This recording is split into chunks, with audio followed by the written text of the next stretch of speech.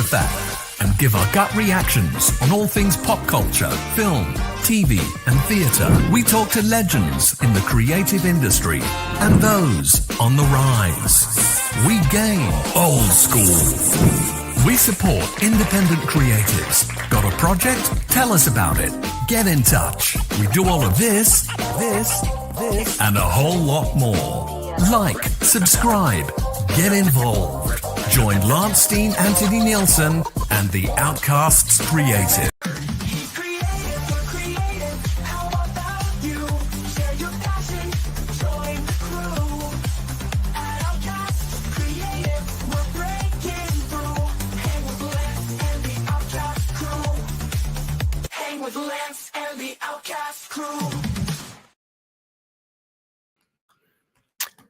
Hello.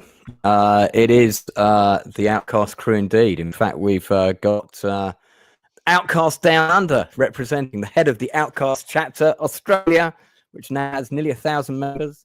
Gary Bolter. Managing those membership fees must be difficult. Indeed. Hello, lads. Hello, everybody. And congratulations on turning 5,000. Yeah, sorry, this should be so fast. Yeah, I mean, it was only 4,000 a few months ago, but there's been two things that have really helped us get there. One has been obviously the ongoing support of my good friend, the Critical Drinker, has been fantastic, and when he gets me on his channel, I always get a boost of 100 or so.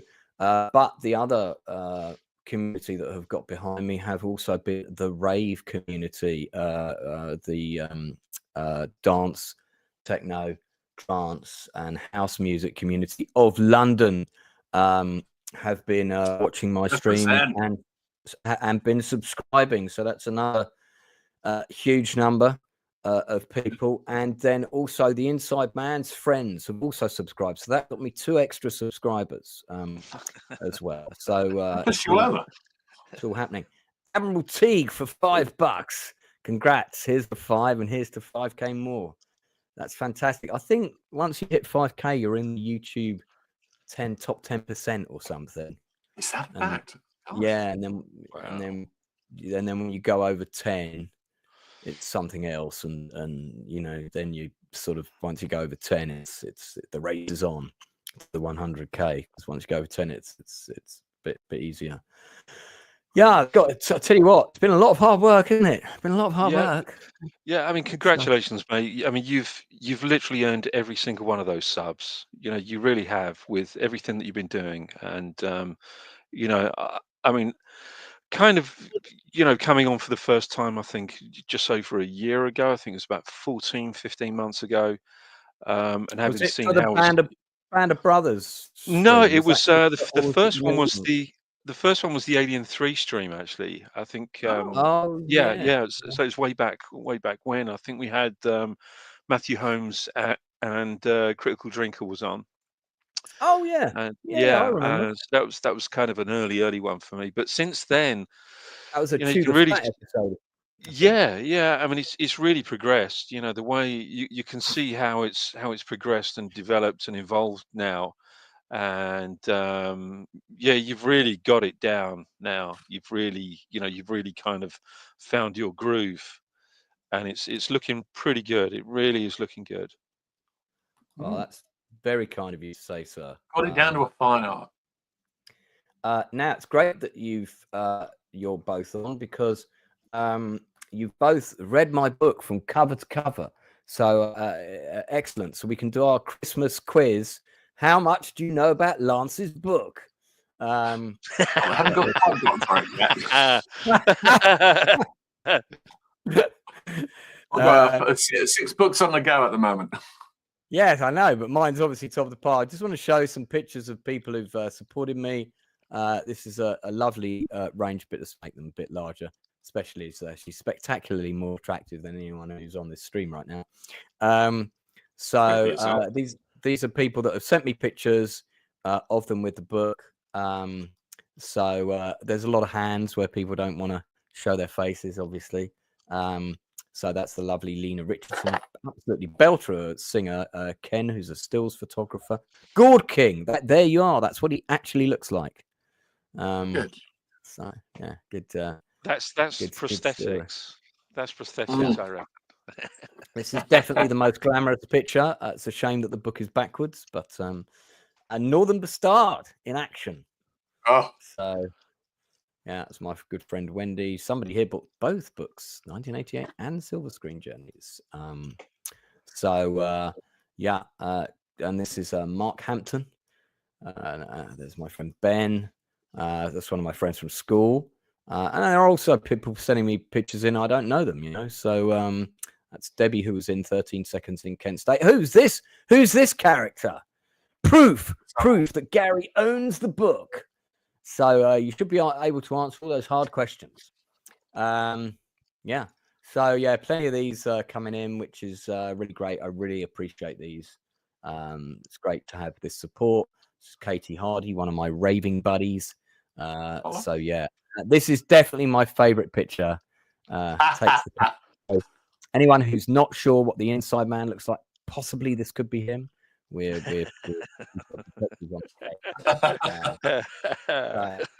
yeah, but good times.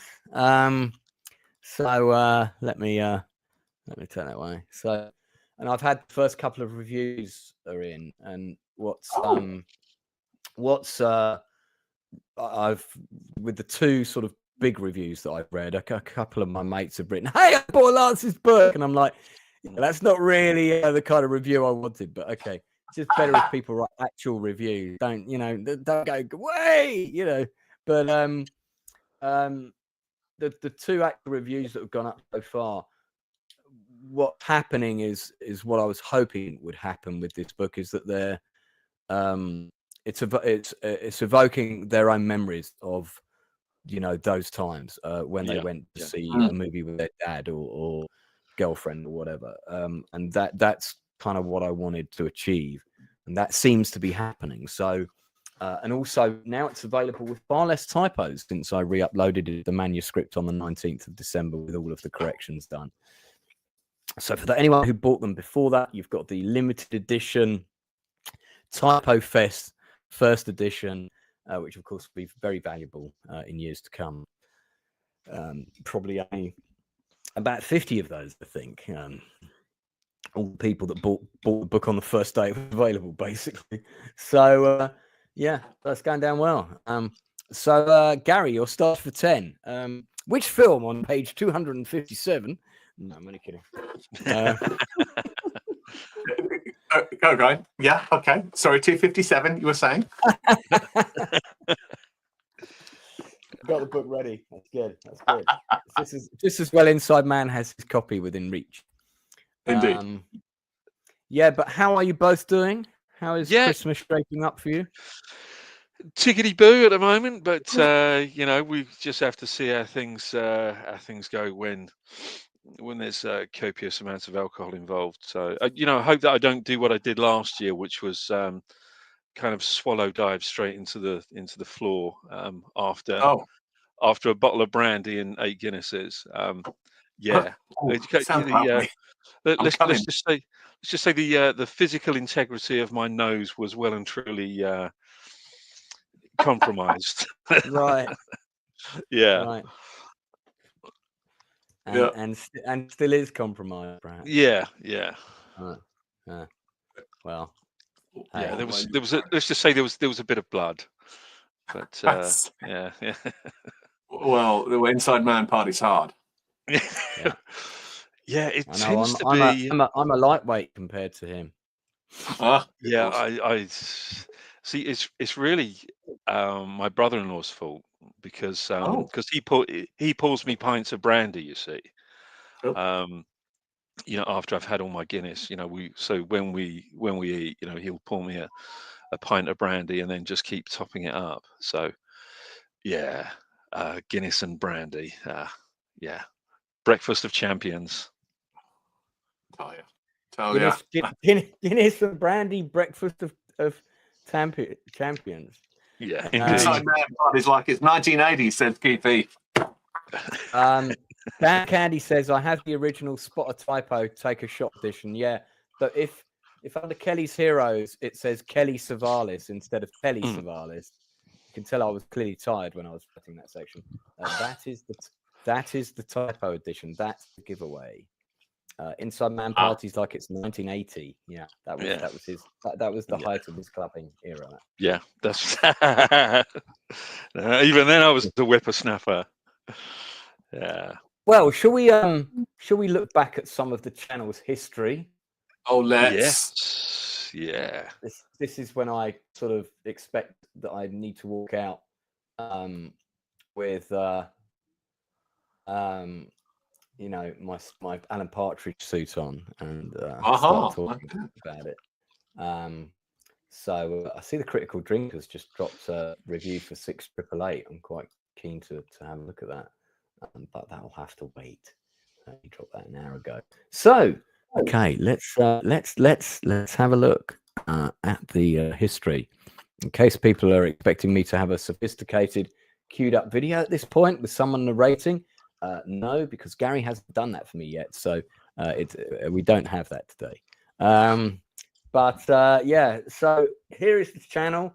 My YouTube channel actually started, believe it or not, 16 years ago, according to YouTube. I guess that means I opened a YouTube account 16 years ago, and it wasn't originally called The Outcast Creative. It was just Lance Nielsen. It didn't really become active with any content uploaded onto it until we were doing the journey. I think there was a couple of bits very early on, but it was essentially a dormant channel. I didn't really use it for anything, yeah, so basically when we went into lockdown, it became this platform to for my actors to perform, and we took the live stream performance method, I would say, to the absolute limit. I think Gary, you were involved in a couple of those, weren't you? Weren't you involved in one or two of those? Yeah, the Marching Inquiry. The Marching Inquiry, yeah. And there's something with Sticks and Stones, I think. That might have just been an online read through during. I don't think that was a live performance. Oh, okay. I don't know. I can't remember. There's about 3, I think. The meat of the channel is the industry interviews, of which there are. Hang on, let me pause. This is the very first one. So this also has Duncan Pow on it, who co-founded the Outcast acting class with me, which is separate from the YouTube channel, but obviously there's an overlap. Suzette Pluck, who used to run the acting class in Birmingham, but that doesn't happen anymore. And we've got the Critical Drinker and Mauler on as our first guests, along with Jason Flemyng. And I'd already been speaking to Drinker prior to this, and I just said, look, you know, do you want to come on? And yeah, and he was up for it, and it kind of went from there, really. So that was our very first interview. That really was the start of the channel in its current form. And that was quite a while ago now. That was over 2 years ago. So that was the first one that we did. And then you can see the list here. If I could go back one. Let's take that off. There's 91. I think there's 91 industry interviews altogether. Here they all are. We've had some amazing people. We've had, you know, people just starting out to established professionals who've been in the industry for decades. Some who've been in it for 10 years. Some who've been in it for 5 years. There's Paul Biddis, who was military advisor on Gladiator 2, Napoleon, as well as dozens of other things. Peter McDonald, who directed Rambo 3, was a great guest. That interview got taken down 3 times for copyright reasons, so caused loads of problems. The Model Makers one is particularly poignant. I don't know if you guys saw that, but we interviewed a group of model makers who are from the Jerry Anderson era, and they all specialize in making those kinds of models. both for private collectors and also for actual shows and things. So it's a dying art because of CGI, and no one builds real models anymore, or they rarely do. And the guy who organized that stream very sadly passed away very suddenly. I think it was a heart attack. We never quite got the full story. Yeah. And he's on there. So he's on that interview. So that's the only interview he's ever given, ever. So it's kind of iconic in a sense that, you know, that's a historical document now about him. Which I never really sort of gave much thought to. Danny Webb from Alien 3, of course. That was an excellent interview. That was great. Yeah, Danny was great because he was in a hotel at the time, and even his dinner arrived during the interview. But he still, bless him, he could have, you know, any other person probably would have sort of ended the interview early. What a smashing fella as well. What an absolute dream of an interview. You know, I should imagine it was fantastic interviewing him. He's terrific.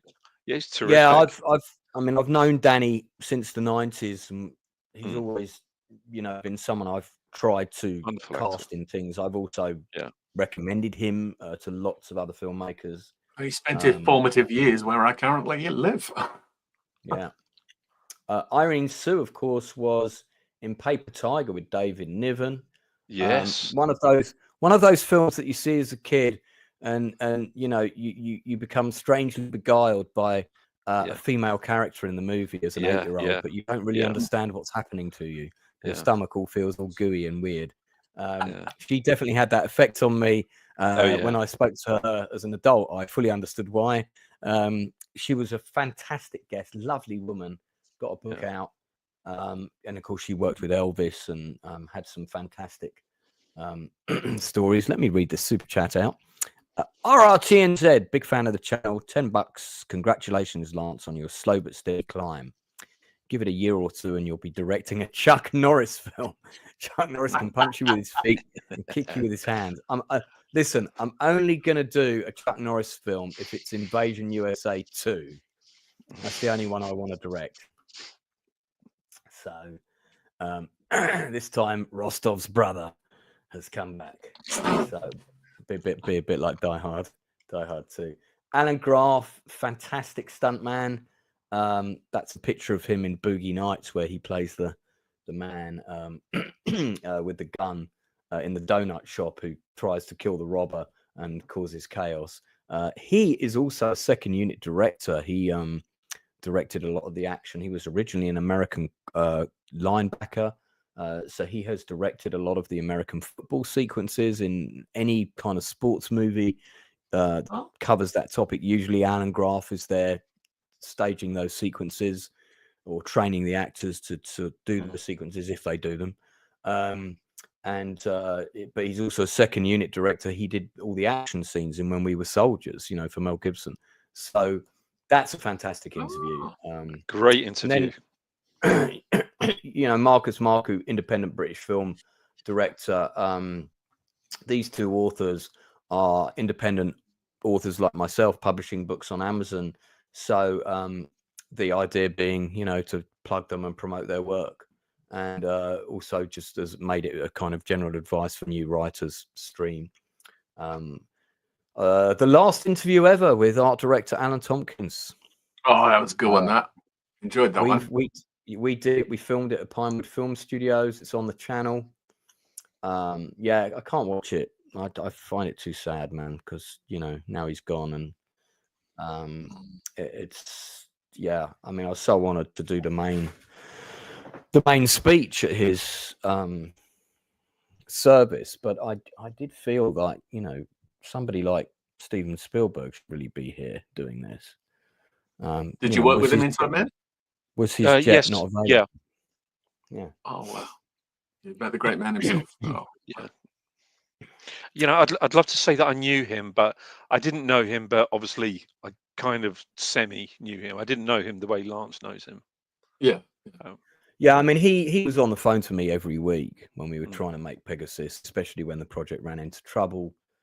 I went drinking down the pub with him on a number of occasions. He took me to that specialist museum, the one that's Inside Man. It's up near you somewhere. It's got a certain make of aircraft.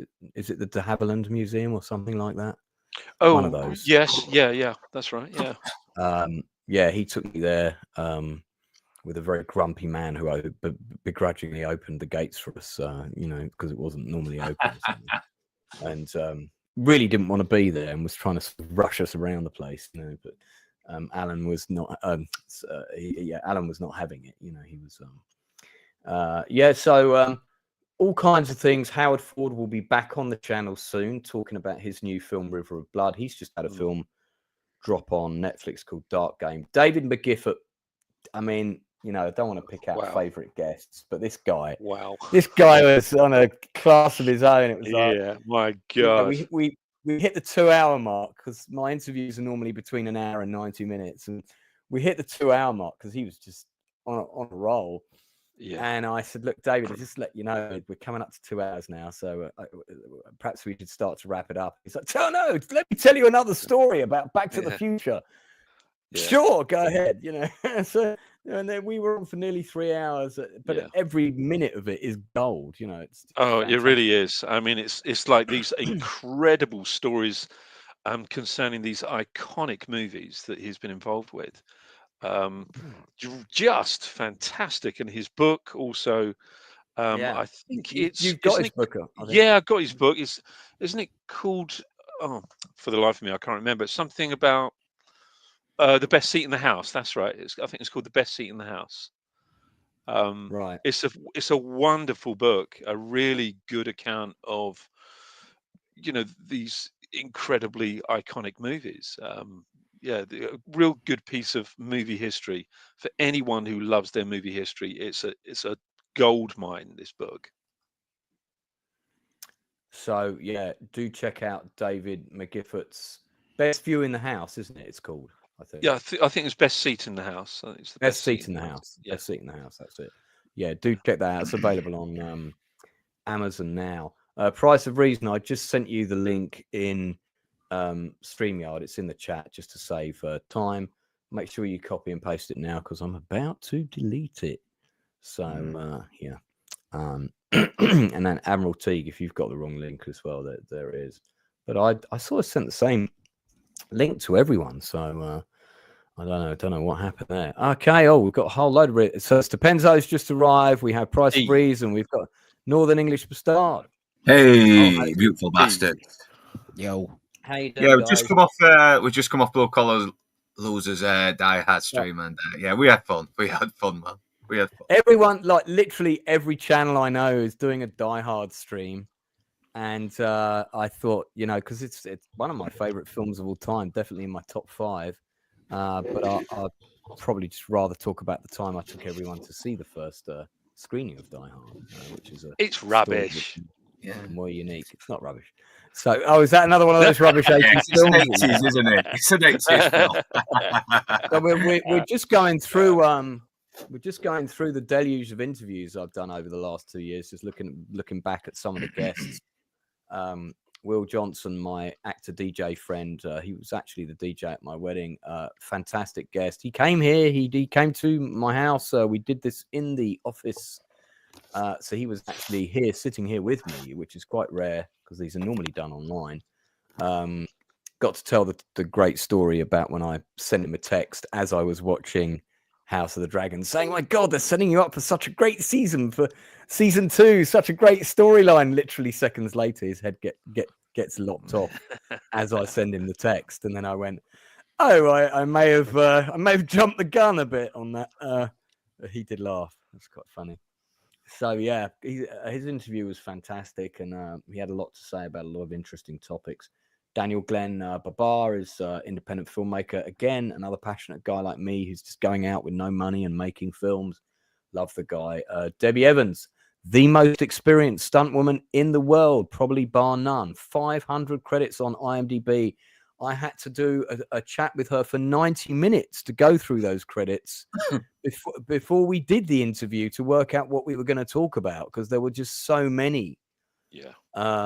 Amazing guests. It was, I mean, and the interview with her was 2.5 hours, and she stayed on as long as she could because she knew we had so much to cover. Thank you, Darth Plato. Congrats on the 5K. Hey, gang.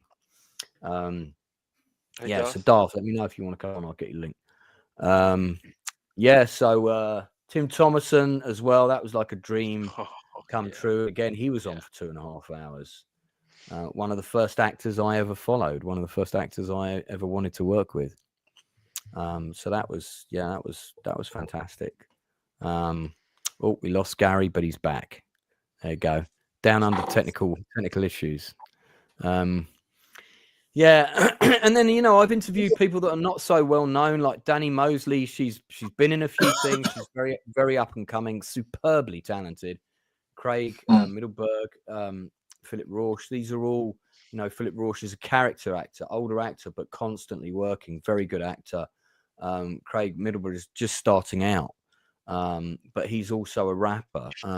He was signed to a label at one point. He's also a magician. So, I think we need to get him back on to do some magic tricks. Good trick. Yeah, exactly. We had the cast and the director of The Cost come on. Matthew Holmes is a good regular collaborator of mine. Stuart Urban, who did the film An Ungentlemanly Act about the invasion of the Falkland Islands, which has just come out in 4K. He also directed the first couple of episodes of Our Friends in the North, which is one of my favorite TV shows of all time. So great guest, really interesting. He lives in Argentina. Cassandra McGrath, one of the main actresses in Wolf Creek, the first one, the good one. Dan Stiles, stunt coordinator. Sean Cronin, independent actor, director, producer. Bit of a force of nature is Sean. Yeah, if you've met him, you'll remember him without a doubt. Yeah, the only man to drive a pirate ship to Cannes. Yeah, he's a good lad here. He really is a good lad, and that was an incredibly interesting interview. He's a fantastic guest. He is, I mean, he's got a massive. He really he's got is. A massive following. I mean, that's been viewed 4,300 times. Whereas, I mean, the reason the views on Dan are so crap is because this got taken down because of copyright reasons, even though I was showing stuff that was off his show reel, which was so. RRTNZ asks question: with your encyclopedic knowledge of film, has your mate Craig Fairbrass ever played a completely sympathetic, heroic character and not a villain gone straight? To my knowledge, no. Most of his characters are either bad guys, villains, hitmen, or mercenaries. I can't think of him playing. I have written something for him, which I can't talk about. That's a bit different, but he's still a criminal in that. But it is different. And then I've got a pilot, a 30-minute pilot that I'm writing for him, which is kind of a sort of action comedy drama about an aging British action star living in Hollywood who's past his sell-by date, which I think's probably got a lot of potential. So Aaron Charman, who came to the Outcast Christmas drinks in London. Merry Christmas, guys. Congrats on hitting 5K. It was really nice to meet you in the flesh on Friday. I'm sorry I couldn't stay longer. Also, can you pass me Phoebe's number? I'll definitely get Phoebe on the case, and she'll hit you up for sure. So it all happens at the Outcast drinks. That's what I'm saying. So no other details kind of forthcoming. Price of Reasons, Depenzo and Northern. Great to have you all here to celebrate with me. Let me just go through the rest of these, and then we'll broaden the scope a little bit. So first AD Dennis McGuire, another fantastic guest. Director and DOP Natalie Kennedy. Didn't you interview her, Northern? Oh, maybe if I had pressed a fucking button. We'll move on. She's up for coming on again. I just need to organise a bloody thing. That's it. Don't forget to press the button this time. I've interviewed graphic artist Emmanuel is the founder of the Buff Film Festival. Very interesting very interesting background and a very interesting person. Adrian Tay was a great guest. It was so great that he came on because I completely reached out to him totally off my own back. I had no contacts for him. I had no sort of, there's normally an intermediary or a friend who introduces you to people to get them on for an interview. And with Adrian, we didn't have any of that. I just found him on Instagram. I wrote to him. I really liked Malbat Mission Bakara, which is the true story of the other battle of Black Hawk Down that no one talks about, which is the drivers that went in to go and get the Americans and bring them out again. And it's a really good film. It's a great film. It's still on Netflix. Good action film. Actor Tim Bentinck, one of the loveliest guys in the business. Great British character actor. Did the voice of one of the archers for decades. He's a fantastic actor. An absolutely he is so underrated. actor. So underrated. Yeah, he also has a very, very good autobiography out as well. He's just a lovely, lovely, lovely man. I've got several friends who know Scott Adkins, RRT and Z, so I do hope to get him on. He did do some interviews in lockdown, but I don't think he's massively keen on doing interviews. But this one, of course, was interview 54 was a bit of a crowning glory, because not only did we have the director of Tremors and City Slickers, Ron Underwood, on the channel. So this is interview 54 if you want to find it, if you haven't seen it. I can't believe it's only been viewed 351 times when you think Tremors is one of the biggest B-movie hits in cinema history. Ron Underwood, great guest. He stayed on for well over 2 hours. But we had Gail Ann Hurd, one of the most powerful producers in Hollywood, Terminator 2, so on, Aliens, The Walking Dead. She came on. And Matthew Holmes as well was on that, wasn't he? Matthew was on that. I think he was. Yes, he was. I think. Then we had actor Peter Murnick, because as a director, I always look at the people in shows or films that I don't know and who stand out to me. That actor, I haven't seen them in anything before. What else have they done? What else are they going to do? And Peter Murnick was one of those sort of, a jobbing character actor doing relatively small and supporting parts. And I saw him in this great film, Andersonville, which, if you haven't seen it, about the American Civil War prisoner of war camp in the South, just a horrifying place. He was one of the characters in that movie. Fantastic character, Big Jim. And that's a great interview. And he was a lovely man, So then we sort of got into several guests from 2000 AD. We had 3 people that worked on 2000 AD come in over the next few months. Steve McManus, and then we had Ben Cullis. And these were kind of the movers and shakers of 2000 AD's golden era, editors and creators. And then, of course, we had Pat Mills, who very much was responsible for shaping Judge Dredd. We've got Admiral Teague and Blue Collar Loser in the house. Now Die Hard stream is finished. Ew. Yep.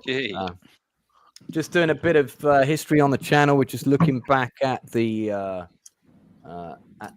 previous interviews that we've done, bringing people up to speed on the content, because we obviously got a few new subscribers. So Nice. 5 Days at Memorial is a really good TV show, guys. If you haven't seen it, man, one of the most powerful. Yeah, it's a hard watch, but it was worth it. It was a hard watch with Elias, but I was so happy we talked to the actor. Yeah, it was such a great performance. Oh my god. Yeah, I mean that we watched that, and we watched that in Estonia. We watched pretty close together, and they were pretty similar in tone. About sort of disasters that were caused by man with a water element, but the mistakes of man made them so much worse. I would debate with you that 5 Days Memorial hit me hard to Band of Brothers, because Band of Brothers was an impactful TV show, but it was outside my lifetime. And Memorial happened not too far from where I live, and that happened not too long ago, and it was so disgusting how our government handled that situation. Yeah. So great script. Aaron's wishing you a Merry Christmas. I met Aaron at the Outcast Christmas party and signed his book. Inside Man was there apparently, but he was incognito and wearing a dress. So who knows? Yeah. Well, it was my usual grass skirt, but I don't think anyone noticed because No, because it was a Hawaiian themed Christmas party, Yeah, which are yeah, obviously very, very, yeah, very common around this time yeah. of year. Kirk Field, author of Rave New World, he was a reporter of the rave scene right through from the Summer of Love of '89 through to the present day. Pretty interesting book, very interesting guest. Damon Herriman, that was great. It was so great that Damon was up for coming on, because I mean, an actor of his caliber, could quite easily have turned around and said no. He didn't say no, which was fantastic, and he was up for coming on. Played Charlie Manson, of course, twice. Once Upon a Time in Hollywood, and also in, is it Manhunters? I think the show's called. Something like that. But again, that was a very, very good interview. Very good interview, that one. It was I think it was Mindhunter. It seems like a good laugh as well. The David Fincher show that ended abruptly for no reason. Yeah, Mindhunter. Yeah, that was. Is that the one where the guys? They're like the FBI scientific division, and one guy's sort of mentoring the other. That was a good but really weird show. Yeah, The funny part, But I think a lot of people were watching that show, and I don't know why we never got like a third and final season. they have supposedly planned. It was an interesting mix. It's a fantastic show. The past 2 weeks, I actually rewatched season 1 with my partner, and she loves this show. She said, "Why did I hear about this film, this TV show?" I'm like, because Netflix doesn't promote their stuff, but it's a fantastic show. Yeah, no, it's it needed a third season to wrap it up, and I can't believe until today that we didn't get one. There was really, I think a lot of people actually did watch this show. Supposedly, season three is in development, so we'll see. It's been so many years. I don't believe it. I think it got. Didn't it get halted by the lockdown? I think maybe that has something to do with it. But between Fincher being difficult, the lockdown, and Netflix with their weird decision making, somehow the show went away, and it's kind of annoying. I think it would be nice if they made an effort to give some kind of closure. It's kind of annoying when you invest time in a series and then they just pull the plug on it, even when the people watch. It's annoying. I do think that Holt is a very underrated actor. He's he's fantastic in that show. He's so great. Really, really good. Who's the lead in that? It's technically it's Goff, isn't it? Jeff Goff, is it? Jeff Goff, his name. But who are you talking about? Blue, who are you talking about? Is that what somebody said? It's a great actor. Who are you referring to? The character Holt, he plays the older veteran Tom. He plays the older actor. He was in the show. Yes, he's a good actor too. Yeah, he was in the boxing show called Lights Out. On one season, FX. He's such a great actor. He picks random roles, but he's so good whenever he's in there. So I agree. I know which actor you mean. He's good. Hang on a second. I've just got to. I was going to suggest Inside Man. The next interview we did was Dale Dye. You were on that with me. Do you want to just talk about that one briefly? Yeah, I mean, this is, Dale Dye. I think most people watching will probably know who Dale Dye is. He's like the creme de la creme of military advisors on movies in Hollywood. And of course, I was fortunate to have worked with him on Band of Brothers. And had, luckily he actually remembered me as well, prior to the interview. We were chatting and everything, and he said, yeah, I remember you. Yeah. He's such a lovely guy. As soon as you came on camera, he remembered you straight away. He's going, yeah, I know that face, yeah. But he's a great guy. I mean, he's a real character. I mean, he's a decorated Marine captain, so he really is the real deal. He was wounded in Vietnam. I think three Purple Hearts in Vietnam. So he's the real deal. He's been there. He's done it, and he knows what it's like to be under fire. And but it was a great interview, but also a very, very good novelist as well. Very good novelist, an extremely good writer, and of course, as Lance will remember, he has a film, or he had a film that was based on what was it? Those No Better Place to Die. No, You talking about? No Better Place to Die. That's it. Yeah, No Better Place to Die. Which is about an action during D-Day of the 82nd Airborne, which now it appears that it looks like it might be going into, perhaps becoming a TV miniseries. Sort of a single season series. So that looks like it could be quite interesting. But what an incredible man! A really incredible man, and it's just to because I've heard a lot of people refer to Captain Dye as ex-Marine, and just for the record, for anyone who thinks that there is such a thing as an ex-Marine, there isn't. Once a United States Marine, always a United States Marine.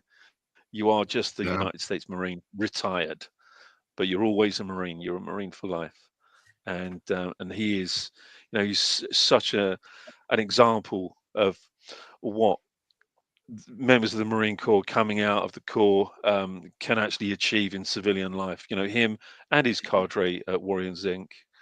All the other guys that worked on Band of Brothers and Private Ryan and everything.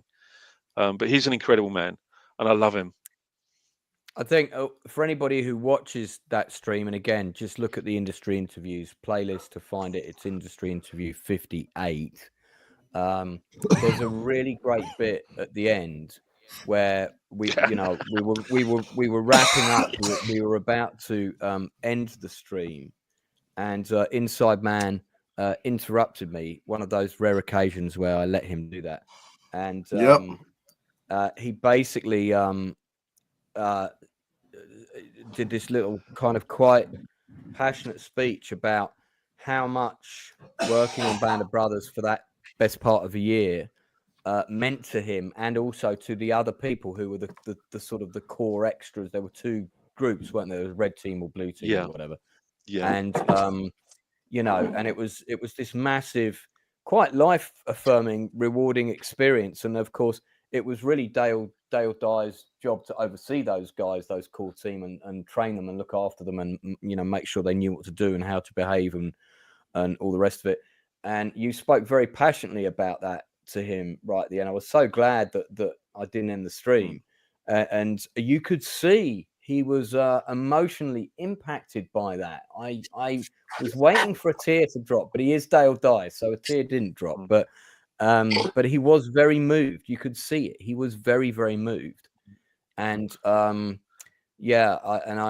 was like, wow, yeah, that's great that somebody. I thought that's great that somebody got to say that to him, because I don't think anybody ever had before. And it was really good that you got to say that. It was kind of one of the beauty of these things. It's a bit like what I said to Tim at the end of the Tim Thomason interview, when I said, look, it was almost like I was apologizing for not being able to give him a job, because my career had not reached the places where I could pick and choose and give people jobs in that fashion. But it's nice.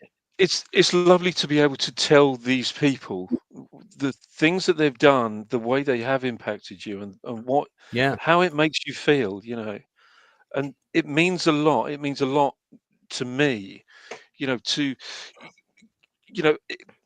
when you are talking to these people and you're able to explain to them exactly what they've done for you, how they've impacted your life and how much enjoyment and joy they've given to you. That's a wonderful thing to be able to do. And that, I think, is what you've done an awful lot throughout these interviews.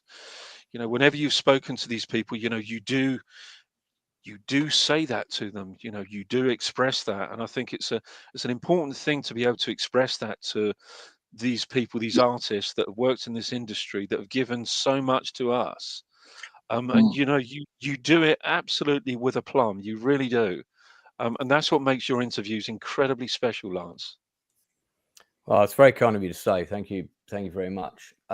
Let's whiz through the rest, and then we can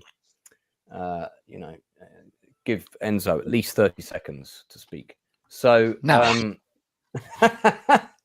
we had Neil Barber, who wrote the best book on Pegasus Bridge. Of course, I know him from working on the movie, even though the movie didn't happen.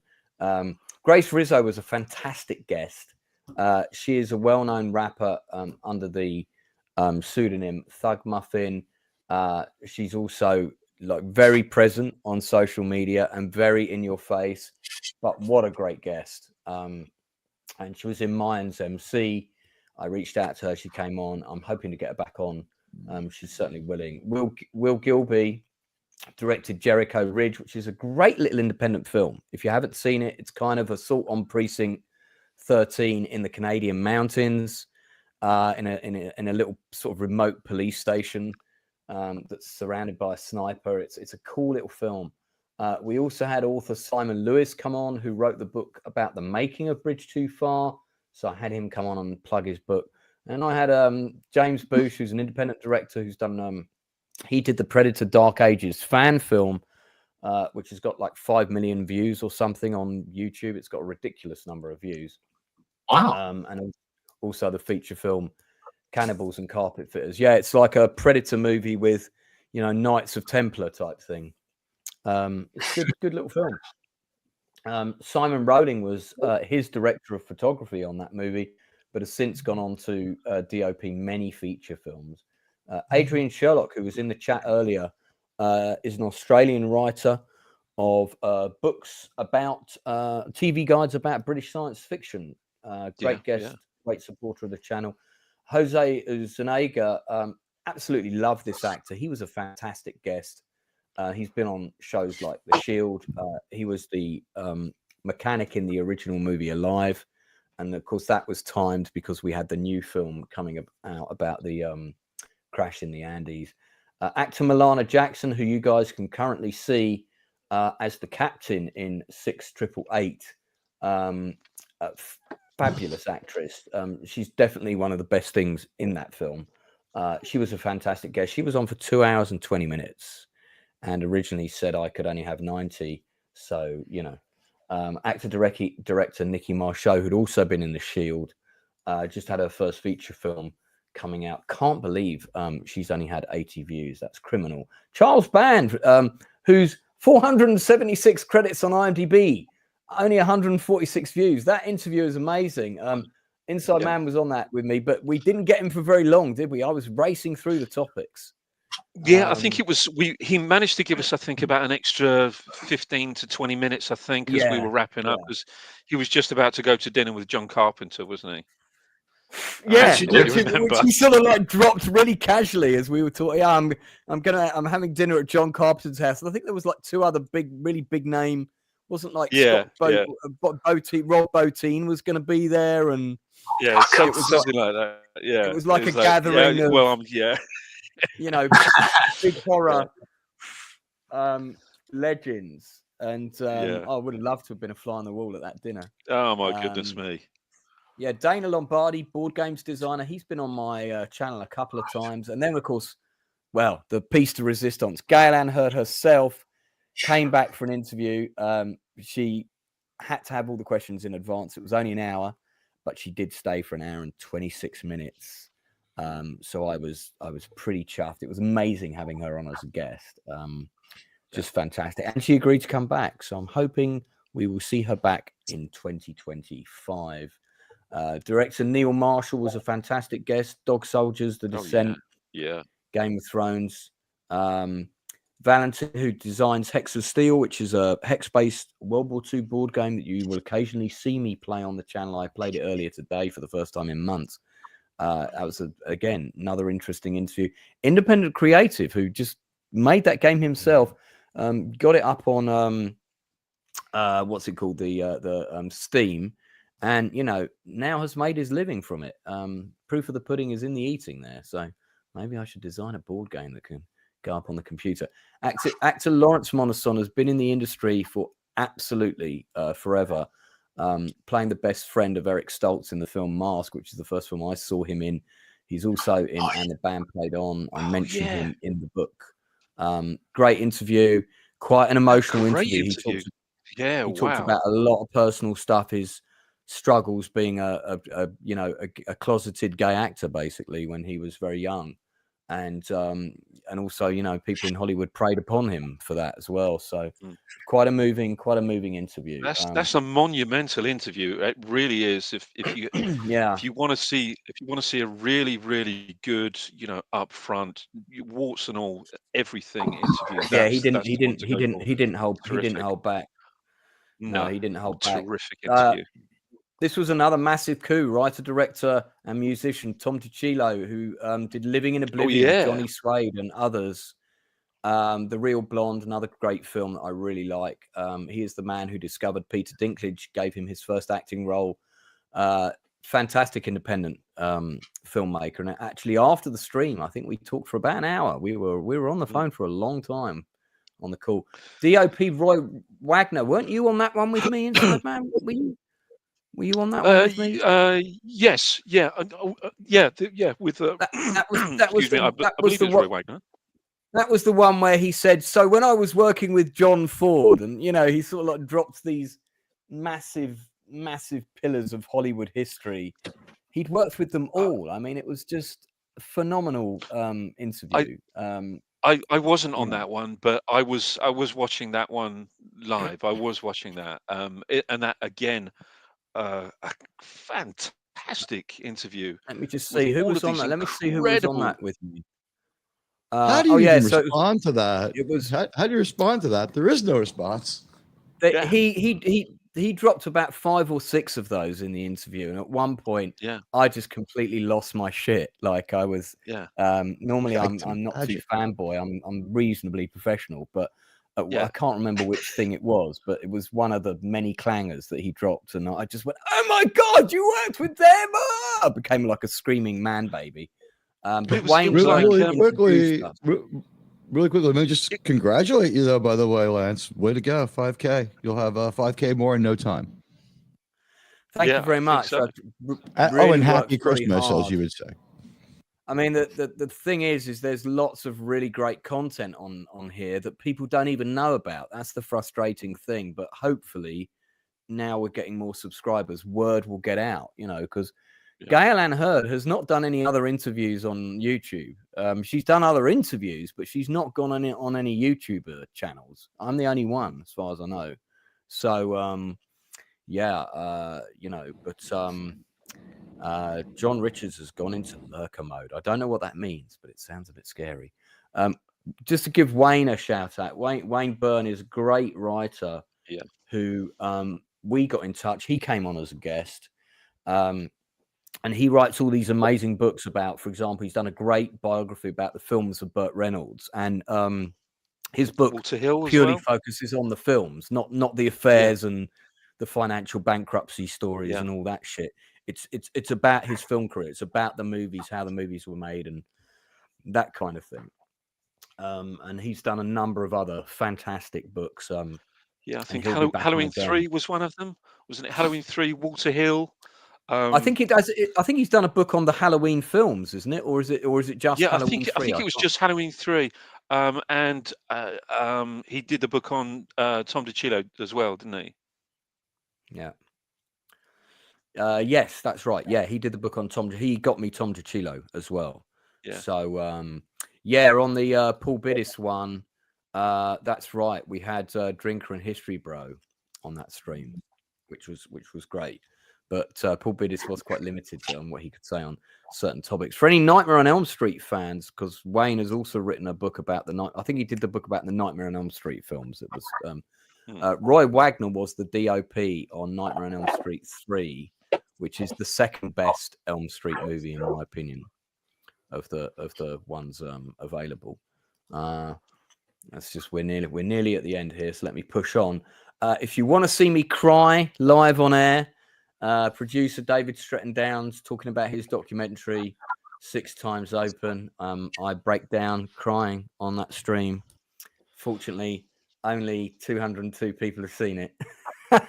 So that was difficult, man. That was not easy. So the story behind that, very briefly, is his brother David Stretton Downs was one of my producers on my last feature film. David had always had heart issues sorry, Johnny. Johnny was the producer on my feature film. David is his brother who produced this movie about him. And Johnny had always had issues with his heart, and he'd had open heart surgery 6 times. That's why it's called 6 Times Open. And I didn't know about that when I worked with him. He was a great producer, helped me get my film over the finish line. He died right in the middle of my divorce, all going on. So I'd heard he died, but the funeral was up in Newcastle, so I didn't do any of the bereavement things. I didn't go down the pub with the friends and talk about him. I didn't get the crew of the movie together because, you can't. They're all working on other films at different countries. I couldn't get up to Newcastle at the time. I just didn't have the money.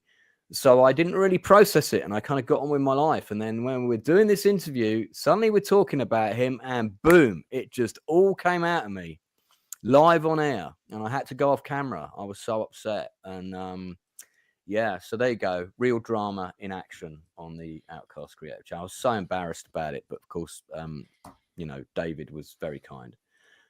Next, we had Laura Banks, one of the sexiest ladies in science fiction, and one of the ladies on Wrath of Khan. What a fantastic guest she was. She was amazing. So and friendly. of course she started to hit on the drinker as well at the end, as I recall. Did she? I don't remember that. Yeah. Oh yeah, Drinker was on the stream did. with me. That's right. Yeah. Yeah, she did. I think she started hitting on Drinker at the end of the stream. She says, well, good for her. Says, hey man, you're cute. Check it out. Drinker hit on by one of Wrath of Khan's ladies. You heard it here first from the inside man. I take no responsibility for it. Which faction is she? If she's with Khan's people, I think I know which one it is. Yeah, she's the lady on the right in the little thumbnail there. So, yeah, Laura Banks. In Khan, she had like a Starfleet tunic and like long red hair, right? And like an Axl Rose kind of head wrap. Oh wow, you're Drinker. Way to just for the hell of it. She was great in that role. Let's push on. Jamal Richards, another independent producer, writer-director producer, making a film from nothing. Always happy to support people like that. MC Danny Lyons was a great guest. One of my first guests from the rave scene. He's an MC for massive music and rave events in London and indeed all over the UK. But he also runs a security company which provides security dogs. So you could hear the dogs in his kennels barking all the way through the interview, which was pretty funny. But yeah, really interesting guy. He wants to come back for a part 2 as soon as possible. So I think that's going to be fairly soon in the new year. Writer-director Brendan Cleese, new comedy short Angela. I've seen the short film. It's fantastic. Him and most of his cast came on. So we had a whole load of extra people on that stream. This was another one where I got 2 authors on who were... So this was around the time when... Because I've been on Open Bar probably about 7 or 8 times, but every time I've been on Open Bar, even though I said, hey, yeah, subscribe my channel, I've never really told people what the channel was about. And I have to give Mauler a big thank you because he actually turned around and said, so tell us why people should subscribe to your channel. And that was the one time where I remembered to say, well, I support independent creatives. So if you're an independent creative, get in touch with me. And what happened was people did. And the first 2 people that came on as a result of that were Melissa Cave and Owen Weers, who were both watching that episode of Open Bar. They had both recently completed novels. They were dropping them on Amazon. Good to my word. I got them on. I promoted their book. Same with independent comic book creator Jason Lennox. He was also watching that stream. He came on. So there you go. Then we had actor Jeffrey Byron, who is one of the regular collaborators of Charles Band. Junior Tomlin, also a comic book artist, also worked on 2000 AD, as well as loads of legendary rave flyers from back in the day. He was an amazing guest. And then we had Pat Mills, Inside Man. Do you want to jump on that one? Yeah, I mean, a childhood hero of mine. I mean, this is the guy that was perhaps the most significant player in British comics and now in international comic history. Co-founder, creator of comics like 2000 AD, Action, Battle, and many others. Worked for DC Thompson and Fleetway Publishing, but now he has some very interesting independent projects that he's working on with an incredible artist, whose name eludes me at the moment, but there is a crowdfunding campaign on Kickstarter, I believe, for this new comic, this French comic that's to be published in English. But what an interesting and incredibly insightful and forward-thinking guy this man is. Again, another person that's had a very, very interesting career, but he also has a very, very good book out called Be Good, Be Pure, Behave, which is a phrase from one of the characters that he created, which is I think it's Slain, isn't it? Is it Slain? Was it Slain? which he proved definitively is not pronounced Slania, like some Ponzi people at my school always used to pretend. Yeah, Slania, yeah. Like they knew better because there was an accent thing above the A or whatever, and he was like, no, that's the alphabet of people of that time. Great guest. Producer Michael Haberfellner, who again, independent guy, made this little zombie movie, No Such Thing as Zombies. I met him at the rave I went to on Saturday. He was there. Small world. So that was I went past him. I recognize this guy. I was like, I interviewed you on my channel a few weeks ago. So but he was dancing at the back. I was dancing down the front. So occasionally we passed each other on the way to the gents. Actress Cindy Pickett. Now this interview, man, I mean, this one had me crying for a whole different reason. I mean, apart from the fact that she's an amazing, wonderful human being, and she is. I mean, she just you can see it. This is the actress who played Ferris Bueller's mother, but many, many, many other roles. She's had a really interesting life, quite an eventful life, and at one point I dropped the question. So what's the biggest challenge in your life been? And I was really kind of referring to, what's the biggest challenge in your film career or, career? That's where I was going with that question. And then she just, it was another one of those mic drop moments, giving up a son when I was 20 years old, and I was like, what? And because I'm adopted and her son was adopted. And then there was a whole story about, when she was older, her father got her on the phone and said, look, we didn't want to tell you this until much later, but your son was adopted by one of your distant cousins. So then there was a reunion, and it was just really, man, it was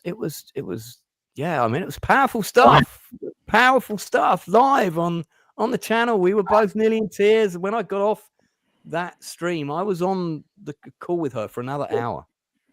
And we really bonded, we really connected, and she said something that when I got off the call actually made me cry. She said, that you and I are going to be friends for life now, don't you, Lance? That is the last thing my friend Angela Thomas said to me before she died, when I saw her when we were working on her book. And the next time I saw her, she was in hospital. And Cindy said the same words to me because of the connection that we had on that interview, off camera. And I can't even begin to tell you how much that meant to me. But she said it exactly the same way, the exact same phrase, word for word, that my friend said to me back in 2009, a few months before she passed away. And it's resonated so powerfully with me. And I was like, oh, my God, So, wow. That was just a whole load of stuff on that interview that I just didn't expect to get out of it. Gary, sorry, jump in. No, I'm going to watch that thing after this. That's in the big interview. It's something special. Michael G. Lee just wrote the biography on Randy Shilts, who of course wrote the original book and the band played on, which resulted in the film. Massive section about that film in my new book, Silver Screen Journeys. Adele Andea and Charmaine Love were the first two DJs I interviewed from the rave scene. Both have now become really good friends of mine. Absolutely lovely people. I was at Adele's event, Peach Goes Hard, on Saturday, which is where I bumped into Michael Haberfellner. And what a great event. Fantastic DJs, quite an intimate venue. Just was a really, really great event. Made loads of new friends. Okay, lads, I might have to jump off at the moment now, but I just came on to congratulate you and Merry Christmas as well, man. You got Northern, thank you, man. if I don't speak to you before Christmas, Merry Christmas to you. I might do a random stream tomorrow night, so it's Christmas Eve. If I'm feeling lonely, I might just go live. So if you see me on and you want to come on, just let me know. Yeah, no, thanks for having me. I was only going to be on there for a short while to congratulate you, and but yeah, I'm glad you made it. And yeah, everyone else, if I don't talk to you all, Merry Christmas. Thanks for the compliment. Thanks to you, mate. Thank you, buddy. You're nearly Northern. You're nearly at 1,000, right? You're nearly at 1,000 subs. Yeah, 92 away. 92 away. Well, do you want to drop your link for your channel in the chat? Drop your link. Yeah, well, I'll just hop off now and I'll do it on my phone, okay? Because I think the wife wants to. Yeah, Blue can do it because Blue's here, so Blue can put it in for you. All right. So yeah, do support Northern Bastard. You know what? And hear the inane ramblings of people from the north of England. It is special. I subbed NIB a couple of weeks back. I've enjoyed the stuff. I can vouch for it. You'll enjoy it. There you go. Thanks, man. Yeah. Send me your channel as well. It's Admiral Teague. Admiral Teague. All right. I'm the only one. Okay, I'll have a look, lad. I'll have a look and I'll sub as soon as I found it. Hopefully, it's easy to find. Search term world's worst Star Trek reviewer. That'll probably get you me too. All right, Admiral Teague, Star Trek. I'll have a look. Yeah, cheers. Take care, you lot. Okay, Thank it easy, man. Take care, mate. Nice to come to your acquaintance. See you later inside, man. All right. See you, mate. Bye. Bye. So, just to wrap up quickly on those interviews, I can see when I corrected something here, James Twyman's had the J taken off his name, so I'll go and sort that out in a second. I had a DJ Anthony P come on, and then I've got 2 interviews lined up for January, which got postponed, which is an independent film director of IC9, and Vicky Lee, who's this legendary podium dancer and fitness instructor, going all the way back to Ibiza in the 90s and still going. And I've seen her perform on stage about 5 times now at different rave events, and she's amazing. So she's coming on. I'm going to have some interesting stories. The last one that was a real surprise was Parthian Huxley. He is part of the Electric Light Orchestra Part 2 and the orchestra. And 2 of ELO are on my friends list, and one of them plugged that he had a book coming out. So I just messaged him straight away and said, look, come on my channel, plug your book. I'm a massive ELO fan. And within 3 days, that happened, and he was on the channel. And what a fantastic guest he was. And you know, we had a really good stream. It was nice. And he said it was one of the most relaxed interviews he'd ever done. So there you go. For the people watching, there's a recap. We won't do that again until next year, we promise. A recap of some of the content of the channel. The other main content is the Nielsen ratings, our weekly show, and then Chew the Fat, where we do more detailed breakdowns of 1 or 2 films that we like. So I'll just I'll go round and give everyone a chance to speak. Now I've waffled on endlessly.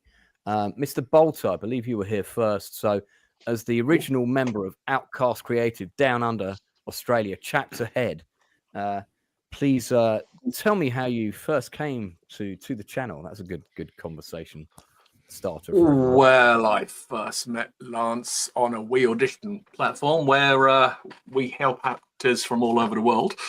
And you invited me on, and I've never left. But what I will say about all of your industry interviews, as well as being insightful and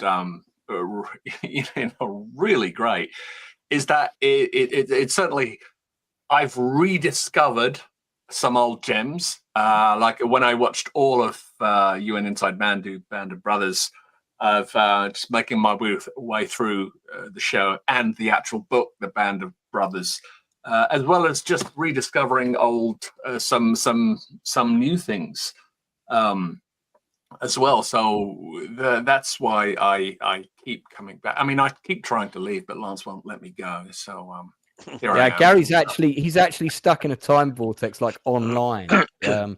He can't get out. It's kind of like time. Remember Time Tunnel? It's a bit like Time Tunnel. He's Time Tunnel. Online vortex. It's fun contributing somewhat to all of those intros as well. So I'm happy to help and happy to be here. And it's a lovely channel. And you meet such lovely people here. Thank you. Well, thank you very much for saying that. Inside Man, you next arrived. Well, I'll start off when I first kind of got to know you or got to know of you, and it kind of started a little bit strangely, and that was I was in a sort of a local reprographics house, and I was getting a ton of scripts photocopied, and I just happened to have, I think, a Band of Brothers crew jacket on as I was doing it. So I was just going through these hundreds and hundreds of these scripts, and piling them up and getting somebody to sort of bind them for me behind the counter. And this lad turned around and said, "Oh, Band of Brothers." He said, "Yeah." He said, "I'm really into Band of Brothers." He said, "I've actually just done a little bit of extra work on this thing called Paratrooper for this guy called Lance Nielsen." I said, "Right, okay, tell me more." And he said, "This is his full name." He said, "Have a look, on Facebook." And it turned out that I went to my Facebook account. It turned out that I was already friends with him somehow, and I can't remember either Lance friending me or me friending Lance. And somebody him. gave me your contact number as a good egg to have on a production who was handy at building props and things. And that was when Pegasus Bridge was happening, and I gave you a call about it, just to see what your availability was. Right, we had a brief phone call, and I think that was the time when the film was sort of in turnaround, and we didn't know what was happening. But I thought, let me reach out, so we have actually spoken. We spoke about. I think we spoke about Alan Tompkins and and Band of Brothers and a couple of other things. Yeah, there was. I think we kind of discovered that we had a sort of a mutual love of the, very, very similar things, and we, I think I contacted you one day out of the blue. You gave me your number, and I contacted you out of the blue, and it just so happened that you were doing the Alien 3 stream, I think, that night, and you said, "Hey, listen, come on," and like I say, that was about a year and a half ago. And come on, and we got to know each other pretty well, and we're firm friends. And I'm a great admirer of everything that you're doing, Lance. I think thanks very much. You're definitely you're a doer. You're not a talker. You're somebody who, you don't just talk about something. You actually go into the full process of doing it. And that's with everything that you're doing. Even if sometimes doing is failing, but if you don't try, that's right. That's exactly. But as I said before, this channel has evolved immensely since it started, and you've really got it down now to a T. You really know what you're doing. Thank you very much. I mean, Northern and I actually, after a few streams that we'd done, he said, I love what Lance is doing. I really love how Lance has structured it. He said, if only I could structure things the way Lance does, he said, because this is the guy that's the example.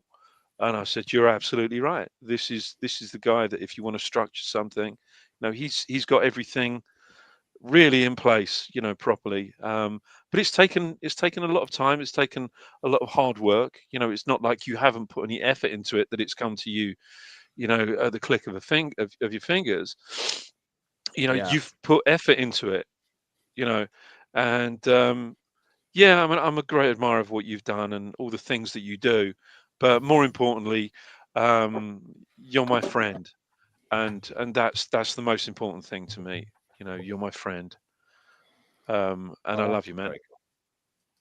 Well, it's all getting very romantic here. Let's get Enzo to talk next and change the tone. You had me on some Thing stream a while back. I think it was like a year ago or more. But you're talking about the Thing, and I think the Thing from Another World. And I don't remember how I got asked to go on it.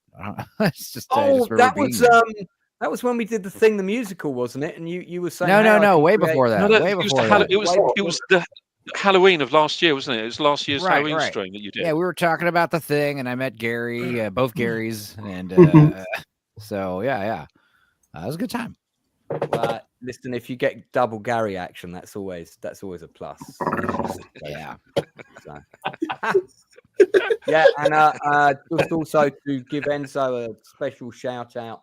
The channel, as you can see, the thumbnails for the industry interviews lack a certain cohesion, but the ones that look good are all the ways the ones that Enzo has designed for me. He also did the 5,000 subs thing, blah blah blah blah. I mean, all of that I stuff. Crank them out for free for you. I mean, yeah. What a guy. But man, but now are the times when I get to give you that glory. So I'm handing it back to you. Yeah, you're gonna have other people hit me up for free thumbnails. I was like, this is backfiring. Yeah, don't commit to doing any more, Enzo. Yeah. Yeah, that's a bad idea. Don't overcommit. But I always tell people, like, when I do band posters, they'll make a big band poster. They'll release the show. They'll tag me in the and I'm like, no. And then I start getting all these like randos in my inbox, like, yo, I have a poster for you to do. I'm like, no, go away. Well, the good news is I have actually got Enzo a paid job coming up because he's going to do the artwork and the brochure and everything for 7 Magnificent Egos. The 7 Magnificent Egos, yeah. Yeah. So I've actually put some money aside from the budget to give Enzo a cash incentive. That's going on, Lance. Hooray! So, well, we don't know when it's happening yet, but it is going to. We're hoping to get even like a test version of it, like maybe running for a couple of nights, just to. Good luck with it. It was a great script. Yeah, I definitely want to do it. So I'm going to be in it as well. I'm going to play John Sturges and also Brad, the one that no one remembers. I can't even remember his surname. Proof of the pudding's in the eating there. I can put my camera back on now. Well, Enzo, all of the assistance you give me constantly is very, very much appreciated, as are your invites. No worries. All I ask is you stop calling me on Messenger. Try texting me first before you call me on Messenger, because my phone and my computer and my TV, they all start making an annoying like ringing noise at full volume.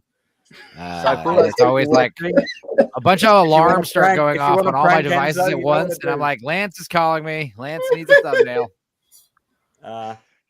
Blue collar, let's hear from you, man. Speaking of it, I was at a concert with my newly found girlfriend. She's why is your phone vibrating for? There's this guy named Lance I know. Lance is calling me at 10 o'clock at night during a concert. It's because it's 4 o'clock in his afternoon. I didn't know you were at a concert. How did I know you were at a concert? She was laughing so hard. It's just like, Chris, I love you. Like, I was like, I love Lance so much. See, I got an I love you out of that. I mean, you got an I love you out of that, but she was got it laughing for so you. hard. Yeah. So no, Lance, you know this way.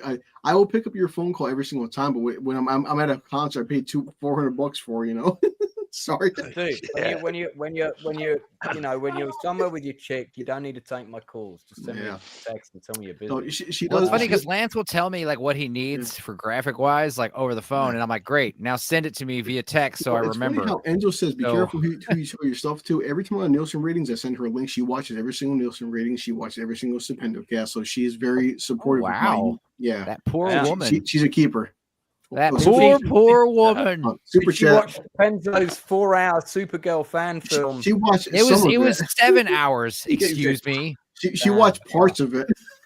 That was an endurance test for me, and I was only there. It's literally called Supergirl Endurance. That was the first one we watched. It was Blue. Tell the story about how you first became a member of the Outcast Creative. First super chat. Orbit. Darth Plato. Super chat's more important. What? Read Darth Plato's super chat. Yeah, it's more important. Oh, and then sorry, I missed question. I wasn't keeping an eye on that. I will do that, and then that's just because you need to articulate your thought because you're boozing up. Well, I drank all this, so. I met Lance through RM's channel, The Positive Fan, and that's right. Lance was a guest with RM for some of the streams over there, and I subbed to the Outcast Creative, and I've been here ever since. That's right. In fact, I did a couple of streams with Darth and RM where we discussed a topic. I think we did one about the longest day, the three of us together, if I remember rightly, because I'd just done a stream about the longest day. So, Darth, of course, has been a guest on my channel many times. He did all of the Shogun episodes with us. RM, I think had other commitments in life and had to stop streaming. On that subject, Darth Plato, could you please contact our and tell her my phone was hacked, all my numbers were deleted, and I don't have her number anymore because we used to regularly message each other on WhatsApp to keep in touch. She's probably messaging my WhatsApp number, which is no longer the same. So if you would let her know to drop me an email, and I will send her my correct new contact details. Tom discovered Lance, Price, and Stupendo through the Brown Alliance, a great community. It really is. Yeah, Brown's got his streams going on Sunday. Big group of people always on there. Check that out. I think it's 10 o'clock every Sunday. I was just on with one of his guys on BSUP. Blue, tell us the story about how you and I met. Oh God, this idiot called Stupendo. But Lance, I say this, jokingly but not jokingly. There's very few people on YouTube because YouTube is a very big platform. There's tens of thousands of channels, like Enzo has said, and very few people I call actual friend. And let's say you are the one guy that can call me at 2 o'clock in the morning, if not at a concert, and I will talk to you for hours at a time. And my now girlfriend, I said to her, like, Lance is like an actual friend. Unfortunately, because he lives across in this backward country, I can't hang out with him in person.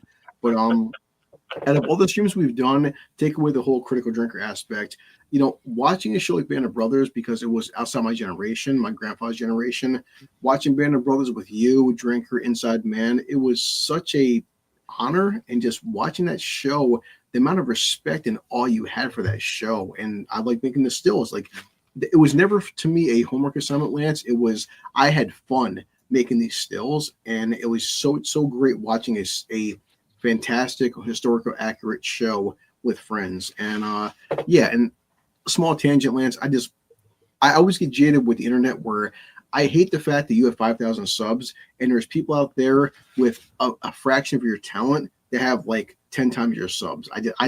That's my biggest problem with YouTube as a creator. I hate people have 100,000 subs and they're just like so talentless, So. They just know how to work the algorithm correctly. I mean, some people, there's more and more channels that I see that just, they write us a quote unquote news story that's not even, it's like the equivalent of National Enquirer. They just write something that's not even true with like some kind of thumbnail that looks like it, that backs up whatever dumb thing they wrote.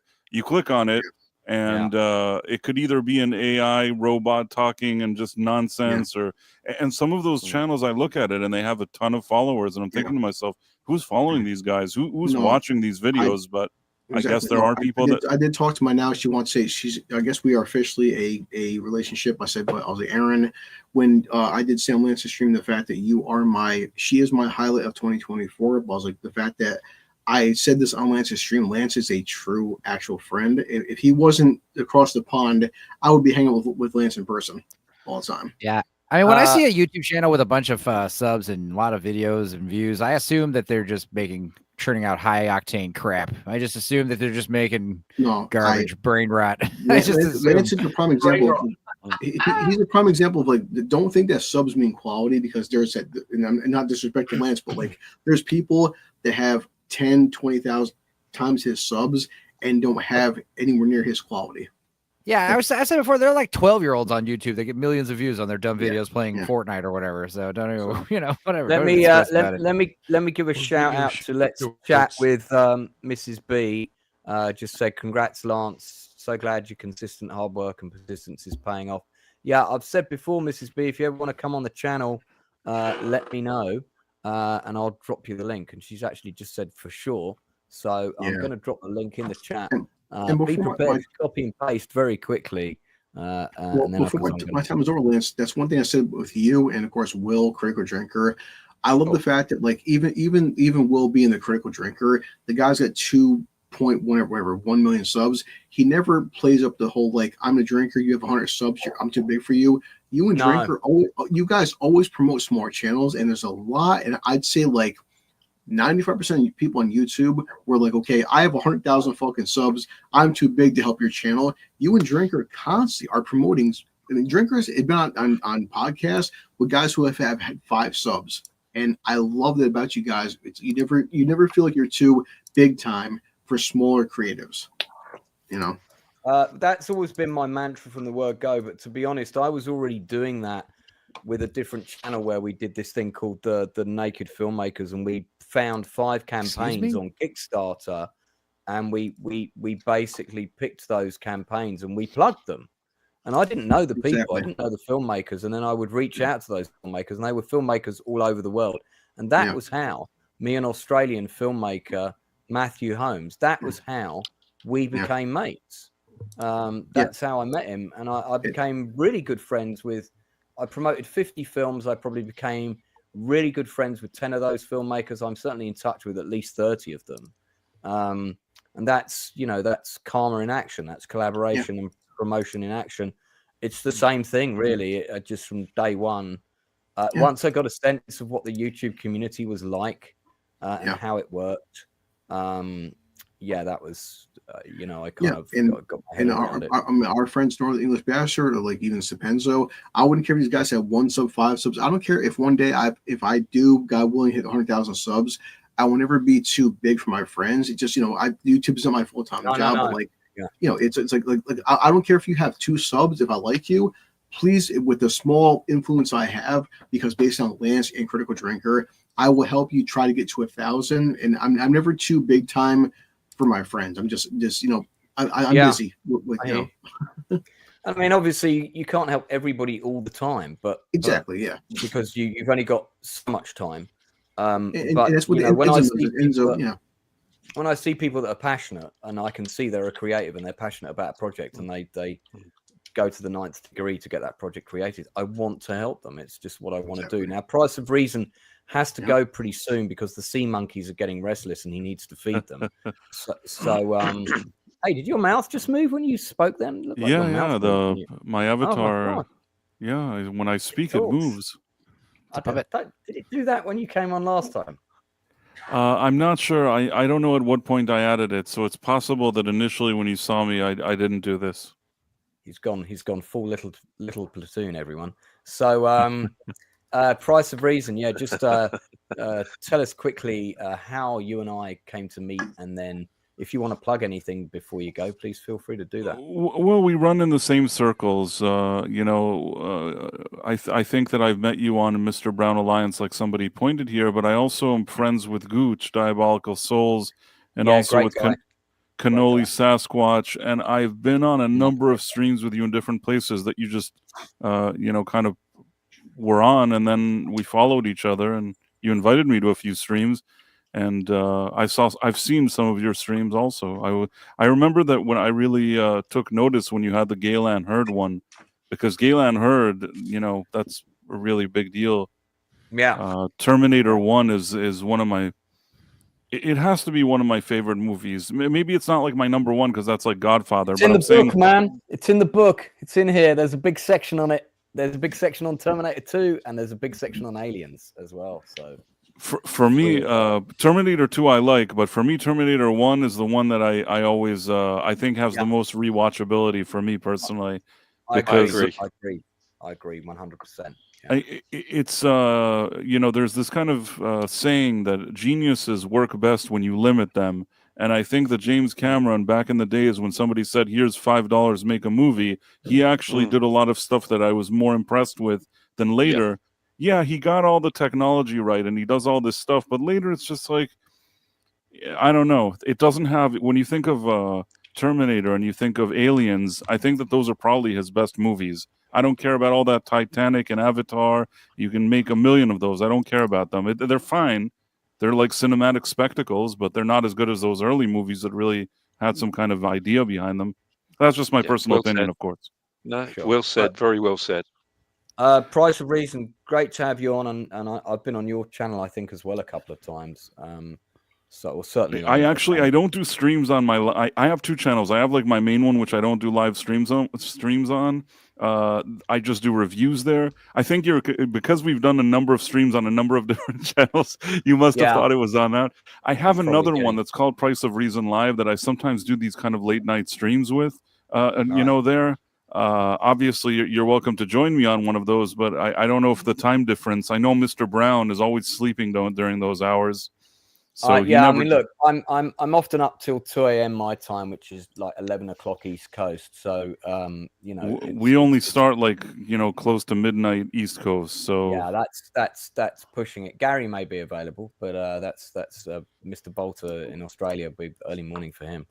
But we'll find a way. We'll find a way to make something work sometime. And you've invited me here a few times, and it's always a pleasure. I think I was with you when you had like the 4,000 subs. So well, look, you're always welcome. And before we lose anybody else, on the 30th, starting a little bit earlier than this, I'm doing my end of the year stream. The first hour of it is about the rave scene and the top 5 rave events I've been to, and I've got some people from that scene coming on. When that discussion is finished, I say it's an hour. That probably might last about 90 minutes because we're doing top 5. Then we're moving on to top 5 film and TV shows of the year, as well as what was the biggest turkey. A few contenders for that. So anyone here is welcome to come on once we move on to the film and television section, which will be probably 9:30 to 10 o'clock to 10 o'clock my time, which will be 5 p.m. East Coast, 4:30 p.m. East Coast earliest. So yeah. If you want to come on, just let me know. Even if you want to come on for 5 minutes and just give us your five things. We're gonna. Yeah, when you send me invites, I always try to make it. And like I told you, at 4,000, well done, and 5,000, well done as well. And I'm sure there's going to be more of these. I feel like very soon we're going to have a 6,000 here. So we'll all get together then, and certainly be here again to celebrate with you. Yeah, creating a new channel is extremely hard. I never thought I'd even get up to 1,000 subs. So if I'd done it when my ex-wife suggested, which was, I think it was the summer of 2016, she suggested that to me, and I turned the idea down flat. Although I did ask her to do it with me, and she didn't want to go on camera. So we would have been one of those kind of like, crazy YouTube couples that put their whole life on camera and then whatever. That probably whatever was supposed to happen happened. It wasn't meant to be then. I could have also started doing stuff on YouTube sooner and I didn't do it, but it doesn't mean that you can't do it now, and you're doing a great job. So thanks, man. Everything is great, and thank you for having me on. If somebody feels like subscribing to something, then my channel is Price of Reason on YouTube, and I guess everybody have a good evening and good holiday. What'd you say? One of my mods drop the link for Price of Reason's channel. If you want to put it in the private chat, mate, one of my mods will drop it in the drop it in for you into the chat so people can. But thank you so much, Price of Reason. Thanks for the kind words, and you're welcome on anytime. And I'll let you go. All right, I'll see you later, man. Later. Take care, mate. Yeah, dude. Yeah. So, Admiral Teague, you're one of the most recent people I've met, I think. Yeah, I suppose so. I want to thank you for having me on your celebration, and I want to congratulate you on 5,000. I guess it developed from purely parasocial. Is that what they say? That's my new word this week, into personal, and then parasocial again, because when I got the link for this, I woke up, I was doing something. I did a huge editing project last night and whatever. So I woke up and last week's Critical Drinker was on. I was finishing watching the broadcast. And as I'm watching you, making some pretty good observations about what it means to play Superman, I get a DM and I looked down at my phone and it's like the most surreal experience. So thank you for that. And thank you for saluting me in the chat there. But I gave you a shout out. I was keeping an eye on the chat, and but I had a couple of haters in there. I always do when I go on open bar. There's always a couple of people that come at me. But the funny thing is I actually know who they are. So unfortunately for them, it's a really big and successful bar. Sometimes the bouncers take a minute to get to the riffraff, but it's a great bar with all the best drinks. And you look. That point you made about the politics of Santa Claus, I'll just ask you this though. Newcastle University. So how well do you know Alyssa Mercante? Because she's a graduate, right? Is this the same one, Newcastle University? Newcastle University, as in up in Newcastle in the UK. I've been. She's a graduate of Newcastle University in the UK. So unless there's 2 or 3. Yeah, but I unfortunately I never attended that university, so I haven't had the pleasure of Melissa's company. Gary Bolt's is a man of the world, though. He may have had dinner with her once or twice. That's possibly the subject of his next play. You can see they're getting ready to rehearse behind him. No, I can't offer any information on her, I'm afraid. It's subject for another time. But listen, great to make your acquaintance. When you brought it up, is it at least a good school? Yeah, no, it was great to make your acquaintance. Yeah, yeah, it's a good school. It is a good school. Newcastle University is a good school. But I think you and I met through Anti-Derivative Jill. I think that may have been the first thing we did, but more than anything else, I would say that it's been through Jacob and that creator group where everyone has just been so courteous and professional to each other through just ongoing retweeting, and that's one of the cool things about the whole social media thing is that you meet people, they're collegial, they're nice, and we got to know each other more and more through that. And then one of the most enjoyable interviews I had, even if I did blow the intro, but then Drinker did blow part of the book, so I feel okay. I feel better. I felt validated. Sorry about that. Do you want to mess my name up a couple of times? No. I only do that to Whitey because he doesn't come on very often. So when he comes in, I have to punish him. Well, I don't turn on my camera very often, so I did that for you. No, I know. I was the first time I've seen you. Let's segue into Jacob, who's been patiently very quiet. And Jacob, thanks also for supporting me and collaborating with me as well on things. It's always great to have you on. You're very insightful. Remind me how we first met. Congratulations. Was it through Cannoli? I think it was. I think it was on Cannoli's Lord of the Rings stream, I think. Yeah. I believe it was. Yeah. But congratulations on 5K. That's great. It's awesome. Thank you, man. Really appreciate it. Yeah, Cannoli Sasquatch, great group of guys. Talking of the great Cannoli group, Whitey Bear, thanks for coming on, man. And, of course, man. White Bear. Good to see that you're standing guard outside Nakatomi Plaza. Yeah, I figured I'd highlight that for a minute and get the good view. Well, it's the ultimate symbol. Yeah, it is. People don't get that enough. Yeah, dude, congratulations on the 5K. And I'm glad that we got to meet you. I got to meet you, of course, same as Jacob when we had you on MMM. So always great to get your good and in-depth insight from the insider's kind of view, and with all the people that you've met and the places that you've been, it's a lot easier to get a better and more appreciative understanding of the movie. They were those Monday night streams, and I did several of them in a row at one point, sort of fairly early on, were a bit of a lifeline for me at the time. I was in a very bad place when and also gaming with you. We got to game together a few times. You persuaded me into buying some wise and some not so wise gaming choices. Hey, at least I paid for one of the games. I said you're gonna play it. So you did. I think that the rest of the people on the panel, please make note. Whitey paid for a game for me. He's setting the standard. So I feel everybody should chip in at some point. Nadia's here in the chat.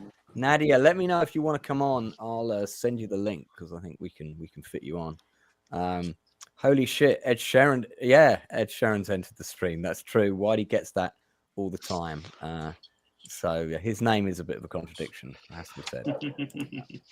Yeah. So Blue Collar, can't wait to see Nadia this Thursday. That's it's a separate personal thing.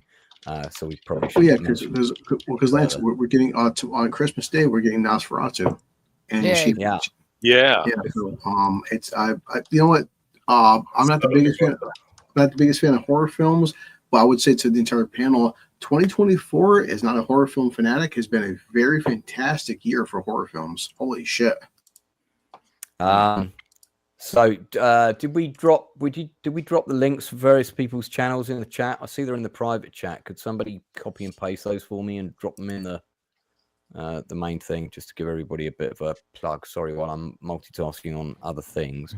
I burnished my reputation. I'm sorry to be when you dropped my link, I burnished my reputation today. I reviewed and trolled a beloved Christmas classic, and I'm getting destroyed all over YouTube. So sub my channel and see my take on It's a Wonderful Life as a subprime mortgage scam. How dare you! Don't dare you destroy It's a Wonderful Life. I love that. In the city of New York, in the state of New York, writing toxic mortgages is considered particularly heinous. Dum dum dum. I did the Law and Order angle again on this one, Whitey. You're just plenty of SVU footage in there. Yeah, buddy. Well, yeah, do that. Just before I bring my next guest Thank you.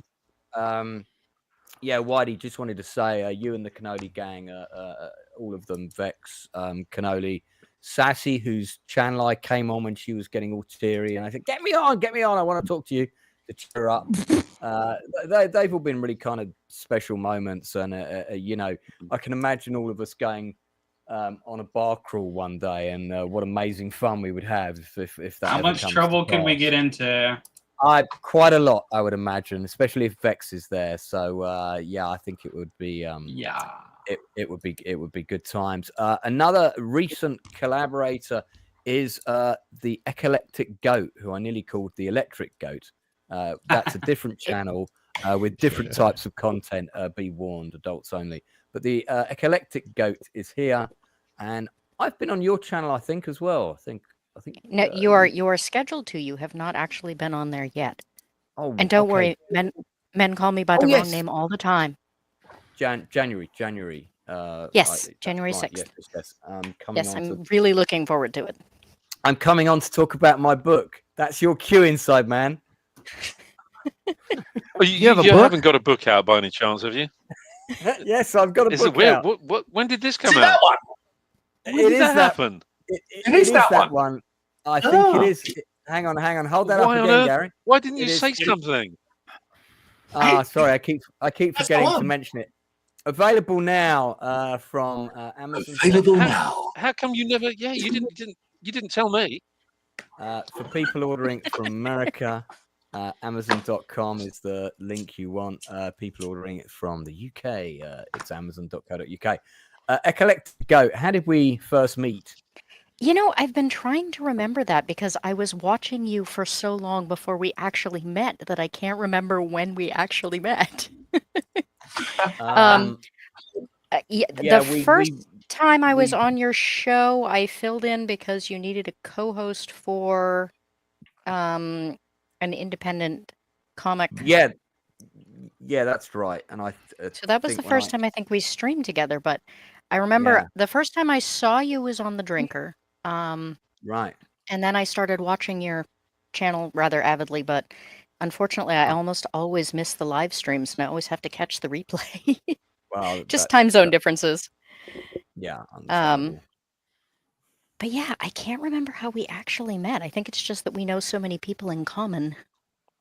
Yeah, and I think you regularly stream with somebody else that I know, if I remember rightly, but I can't remember who that is now. Sammy? I think Sammy Pete. That sounds right. Right. And I've been on MMM a couple of times, and I've been on Gucci's channel a couple of times. Fantastic. And do you want to just tell people about your channel? Give it a bit of a plug. What kind of content it's got and stuff like that. Well, currently I do a couple of things. I do underappreciated 90s television, the shows that kind of got overlooked because there was so much good TV going on at the time. And I also do well, I was hoping to have more of a series at this point, but unfortunately life got in the way. But I'm working on a series called #TheBookIsBetter, which is half comparisons of movies to their source content and half, which is where you come in, starting in January, I'm going to be doing once a month interviews with independent authors to try and get them a little more attention. And I'm the first. And he is. Apparently. He is the first. Yeah. What an honor. What an honor. So that see, will be... you get to be my first, and you didn't call me by the wrong name. Well, so I aim to please, especially where female guests are concerned. So fantastic stuff. And I'm also going to be adding in a show called Slice and Dice, which will kind of look at underappreciated tabletop games for those who are sick and tired of Wizards of the Coast and GW and are looking for alternatives. And I have a really exciting lineup of people for that too. I could take part in some of those because I have a fairly large board game collection behind me. Oh, sweet! None of these are Games Workshop or Wizards of the Coast. So, yeah. So he does have a good collection. Yeah, one of them is even called Space Pigs. So there you go. Oh, sweet! I have literally two empires. I have literally 2 spots left open in my January lineup. So I'll throw you a message on Twitter and we'll see if you're available.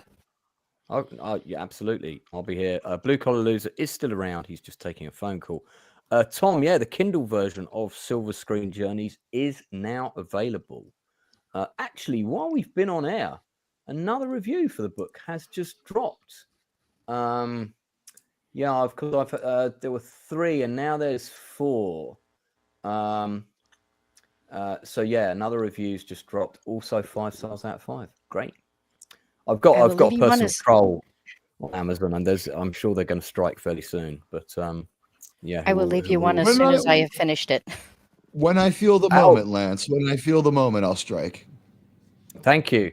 I'll good to know. Good to know. I see what you did there. Goat, have you started reading it yet? How far you got? Oh yeah. Let's see. I don't actually know how far I am through it. I'm at least through 3 chapters, but I don't remember exactly. Okay, I'm looking forward to the section on and the band played on, because that had quite the impact on my life. So I'm interested to see the comparison. Yeah, okay. I mean, and mine. Kitty Bonkers Antihero, possibly one of the best names on the chat ever. And off I pop again. Have a great one, Lance, panel, and chat. Thank you. I think you're one of my newer subscribers, but I do remember seeing you in the chat. Lance, I forgot to ask you when I had you on, but is this book available in American or only in English? Because I might need to, I'm kind of good in my second language, but I may need to order a translating dictionary or an app. Occasionally, I may have spelt the word author in the American context. I forget. Gary's got his copy in front of him right now, so. I harbor a favoritism for American English. You're muted, Gary. You're muted, Gary. Sorry, I was just reading about Kelly Savalas here. Kelly Savalas, yeah. He's from Long Island. If you've got a copy of Silver Screen Journeys and it's got the typo Kelly Savalas in the Kelly's Heroes section, you can see why I that typo. That is the one. That's the one those are the books that went out before the proper, fully proofread version got uploaded, because I had to make the book live in order to get the physical copies in my possession that I wanted to send to people for Christmas presents. And in fact, the ones that I ordered for my Christmas party did not arrive. So that was the right decision. And in fact, they put them back to 14th of January. So I had to cancel the order.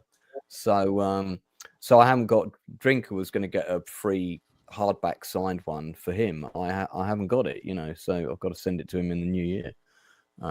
Really annoyingly. RRTNZ says, must fly. Congratulations again on 5K. Lord Flashheart is the British parody of Chuck Norris. He's got a plan and it's as hot as his pants. Hurrah! Okay, I did that in Lord Flashheart's voice. I do love that character. Rick Mail, what a genius. So yeah, but it does. The book does seem to be landing with people. Whitey Bear, how you getting on with it? What? No, absolutely not. I told you I need the audiobook. Oh yeah, that was it. Yeah. Well, I'm getting Michael Cera to record the audio. You had better. I need this. I need this in my life. But you know, I listen to all my audiobooks on the go. I mean, I listen to my books. You know, I love it. It is a great format. You can always put it on a tablet and just have the tablet read it to you. Yeah, but that sucks. That's a robot voice. I need inflection. I have. I might get Jason Flemyng actually to record the voice if he's up for it and got the time. But then it is quite autobiographical. So I don't know. Maybe I might do it myself. We'll see. Especially his inside man says that his wife likes to fall asleep to the sound of my voice. Apparently. Oh my. Yeah. I was quite surprised when he told me that. I'm laughing too much. Yeah. Not in the same space. Fan, actually. She's a fan. Yeah. So record the audiobook. Do it yourself, Lance. It's always better from the author. Yes, you have the equipment to do it, Lance. I helped you set it up, remember? Funnily enough, I do remember that, and I when I thought about it, I thought I need to book a Gary 9000 technical session in order to just facilitate and get this up and running. But yeah, I think I probably will do that. So that could be really good or really, really like hard. I don't know, because you've already written it and went through all that, and then you have to reread it. You know, would you be able to do that? Yeah, I don't know. Some people would say I can be quite an emotional guy, so that might be tricky. You're not wrong there. That's all I'm saying. I mean, it might be. I can probably do the first half of the book, no problem. In fact, I can probably do right up to just before Angela dies. I can probably do okay. Oh. From there onwards, might be quite difficult. Yeah, especially the last two chapters. So maybe writing them was very hard. But sorry, Jacob was going to make a very astute observation. Jump in. Oh, I think that was Teague. I think that was Admiral Teague. Okay. Did writing it change anything? Were you different after you wrote it? Well, one of the main reasons I did it was because when I wrote 1988, I'd forgotten absolutely everything that had happened that year, apart from the trip to go and see Die Hard, which was one of the best memories of my life. Sounds like it was epic. Yeah. So there's because I had a brain thing in when was it? Christmas of 2005, and I was in a coma for 6 weeks and intensive care for 3 months. When I came out of hospital, there was a massive gap in my memory. It's like 10 years that I have no memory of my life I lived in Nottingham for I think about 4 or 5 years. I've pretty much got no memory of that at all. And so that was kind of in the mid 90s through to 97 or something. So that section where all the 90s films were coming out, there's only 2 movies in that section, which is Heat and True Lies. And I actually had to talk to somebody about True Lies to get that story correct. And then, which segued into something else that I'd forgotten about. So one of the things it has done is it's kind of stirred up or filled in some blanks for me from stuff that I couldn't remember or had forgotten. Some of those stories are nice and some of them are not, so there's some things I've now remembered that I wish I'd rather forgotten, which has been difficult. But wow. Yeah. Eternal Sunshine of the Spotless Mind sort of talks about if you could fine tune that and focus it. I think 2011 to 2019, which is the penultimate chapter of the book, the last chapter is 2020 to 2024, was really difficult because 2011 was the year I met my ex, and 2019 was the year we broke up. So that is a journal of the films that we saw together, and it's only a small selection of them. The original list of all the films in the book was massive. It was like 6 times the size. I had about 500 movies listed with memories attached to them. And I've remembered more since, like my Black Hawk Down birthday trip that I had completely forgotten about, which was a Empire Screen 1 trip again. So it's been really difficult to go through. That chapter was really hard because I was remembering the best of times, and then as we get towards 2019, I was remembering the worst of times. But what I didn't want to do was, it was all about memories attached to films, and I was trying to keep them as positive as possible. So any comments about my ex in the book are all very positive, and deliberately so. And it's just unfortunate we now have different lives, and it just the circumstances were very much about things that were around us rather than between us, and it's just the way it's gone. So imagine if we had done that to someone right now who just like they didn't remember anything since 2014 was the last bunch of movies they saw. Could you imagine if we brought them to a theater? It would be the sequel. They would only think it was 6 months because it takes so long to make a movie now. It would only be the sequel from that movie, maybe, or 2 movies on, or even a complete reboot. And it would be like, what in the hell happened? Yeah. I mean, that would it would be. I mean, it's a weird thing to go through this kind of journey, and I've done 2 of my 3 feature films have been semi-autobiographical, and after I did The Journey, which was the last one, I said I wouldn't do another autobiographical film. I wasn't interested in doing another one. But the ones I have written that haven't been made are all, they're either historical or fictional. But the other thing in the book is it's also kind of almost like a plot of my career and why it went the way it went. So there's a brief background to why Pegasus Bridge didn't get made and what happened. I mean, I could write a whole separate book about that. The title would probably be called something like Cunts or something like that. But anyway. Good old cunts. I've always been fascinated with that engagement. And now in our interview, when you said you also had a picture of it on your wall, I wonder if it's just even the same, possibly the same one. But what a strange thing to have in common. There are so many. I still have that, the painting of Pegasus Bridge you're talking about. Yeah, it's sort of from like an aerial above angle, like as if you're coming in on it. It's a really great illustration. It's kind of inspirational. You can't really see the details of the battle, but it's it's the bridge, and it's about to get things are about to get a little crazy. Might be 2 separate images that we're talking about, but sorry, Goat, you wanted to say something?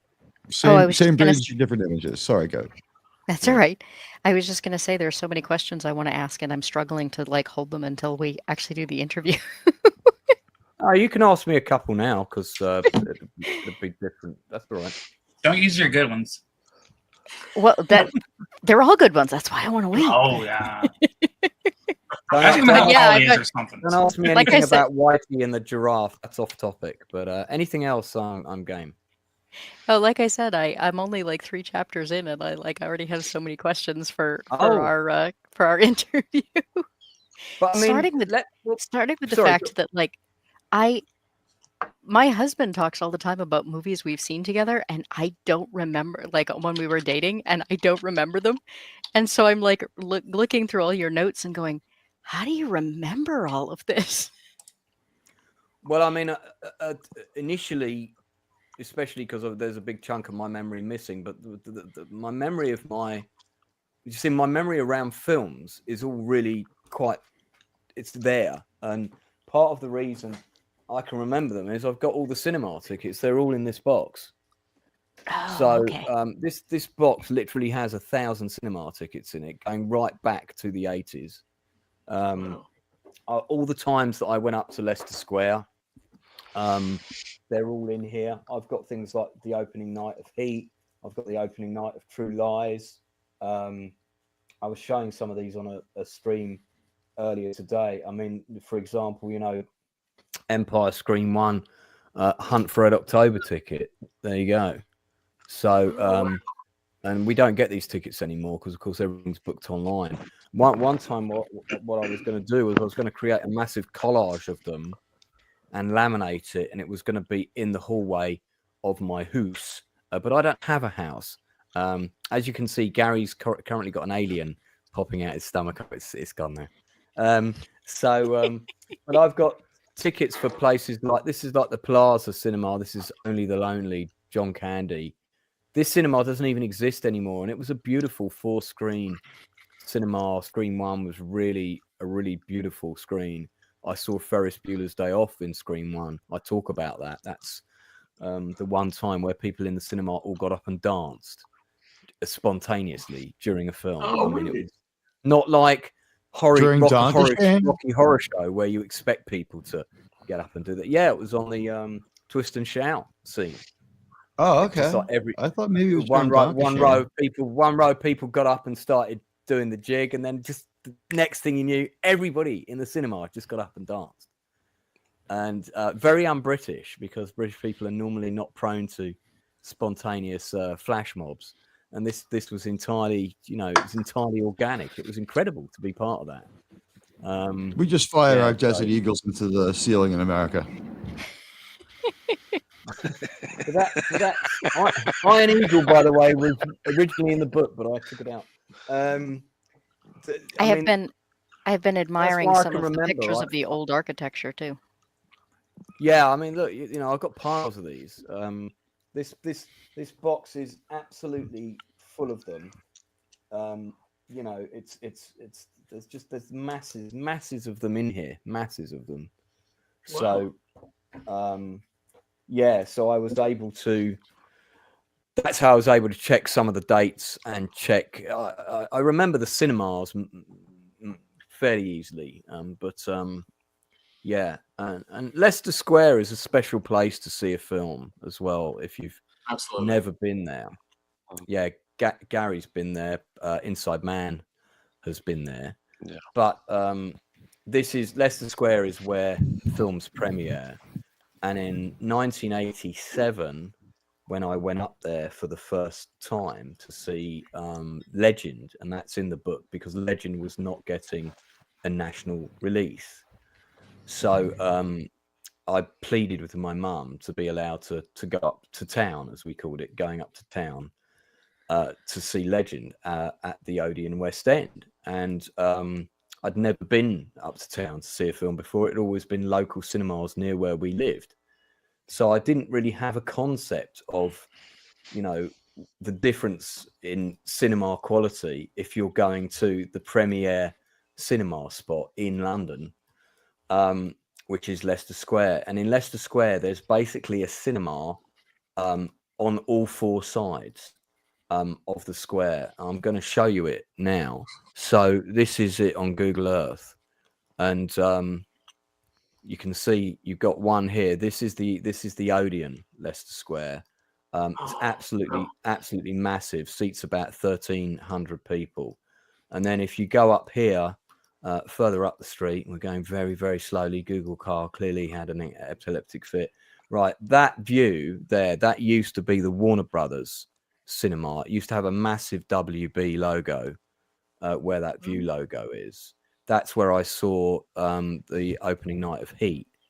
But the first movie I saw in there was on my first proper date with my first proper girlfriend, and that was Spies Like Us, and I talk about that in the book. So my favorite cinema of all time is the Empire, Leicester Square, which I didn't go to initially. This is it here. And Screen 1 there's a picture of Screen 1 in the book. Absolutely amazing cinema. Unfortunately, Screen 1 got converted into 2 screens, I think in the early 2000s, and Screen 1 is now an IMAX. Still my favorite screen, but it has lost its magic.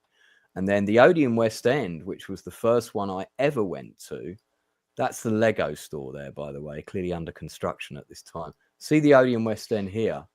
Right now, this is quite lucky because that's the old front of the Odeon West End. That's gone now. That's now a hotel. But that's when it was that's when it was 2 screens. And when I first went up here, that's where I saw Legend, and it was 1 screen. So you literally had 4 cinemas, all in this one glorious place. And you go up to, and then this building here, which is now the M&M store, that used to be the Swiss Centre. You go up a lift in there, and there were 4 screens in a cinema up there. And then you've got the Prince Charles, which is just down here. Everybody was always asking, are they going to rename it the King Charles? The answer to that is no, because people will get confused. But up that road there, it's on the right. You can just see it at the end. That was originally a Canon single screen cinema. It later got converted to 2 screens. It now shows all the older films. So that's where I get to go and see things like James Bond, The Spy Who Loved Me. I took my ex-wife to see Heat there so she could see it on the big screen because she'd never seen it. They do a James Bond season every year. Muppet Christmas Carol and It's a Wonderful Life are on there every day at the moment, as well as Die Hard. Die Hard's on there at the moment. You know, all the Christmas films. Die Hard Christmas film are all on gorgeous there. Architecture. Yeah, I mean, I just want to. I want to thank you for saving my dyslexic American eyes all my life. I've known of this area and read about it, but I've seen it and read it as Leicester Square. Yeah, and funnily enough, I was on the tube or the subway, as you guys call it. We were traveling into that, and an American and his wife came on, and he said, "Is this the right tube for Leicester Square?" And everybody in the tube just cracked up laughing. And I said, "It's Leicester Square, but yes, you're on the right tube." And they sat down and were like, "Thank you." And the funny thing was, I said to them, what are you going to see a play? And he said, "Yes, how do you know that?" Because this is also where all the theatres are. They're just in a couple of streets away. And he told me the show he was going to see. And then this never happens in London. Within 30 seconds, the entire carriage were talking to each other about this show and giving their opinions on it to the American. And I'll never forget it. And I remember standing up to leave, and I turned around to the carriage and said, "See, London has got some friendly people in it. They're not all rapists, muggers and murderers." And then got off the tube, and they all just cracked up laughing. It was this really surreal moment. Yeah, it's a bad day to say that applies to New York. We had some weird subway stuff, but it's true of my town on most days too. Apparently, so London is your New York. Well, apparently, these cities are 5 hours apart in all practical senses. So I run into people from London on a daily basis and people from all over Europe on a daily basis. I saw the story of a woman being set on fire on the New York subway. That's the only good thing about that horrible story is we have a death penalty. And the other good thing would be I've never, ever heard of anything that horrible before.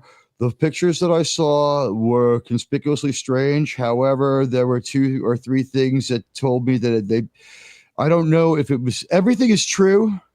I don't know if the picture is a picture of what happened when it happened, because people are too nonchalant, and some things about the pose are very odd, but there's some sus video out there that's very breathtaking. This is not an indifferent town, and this is not a town that doesn't believe in law and order.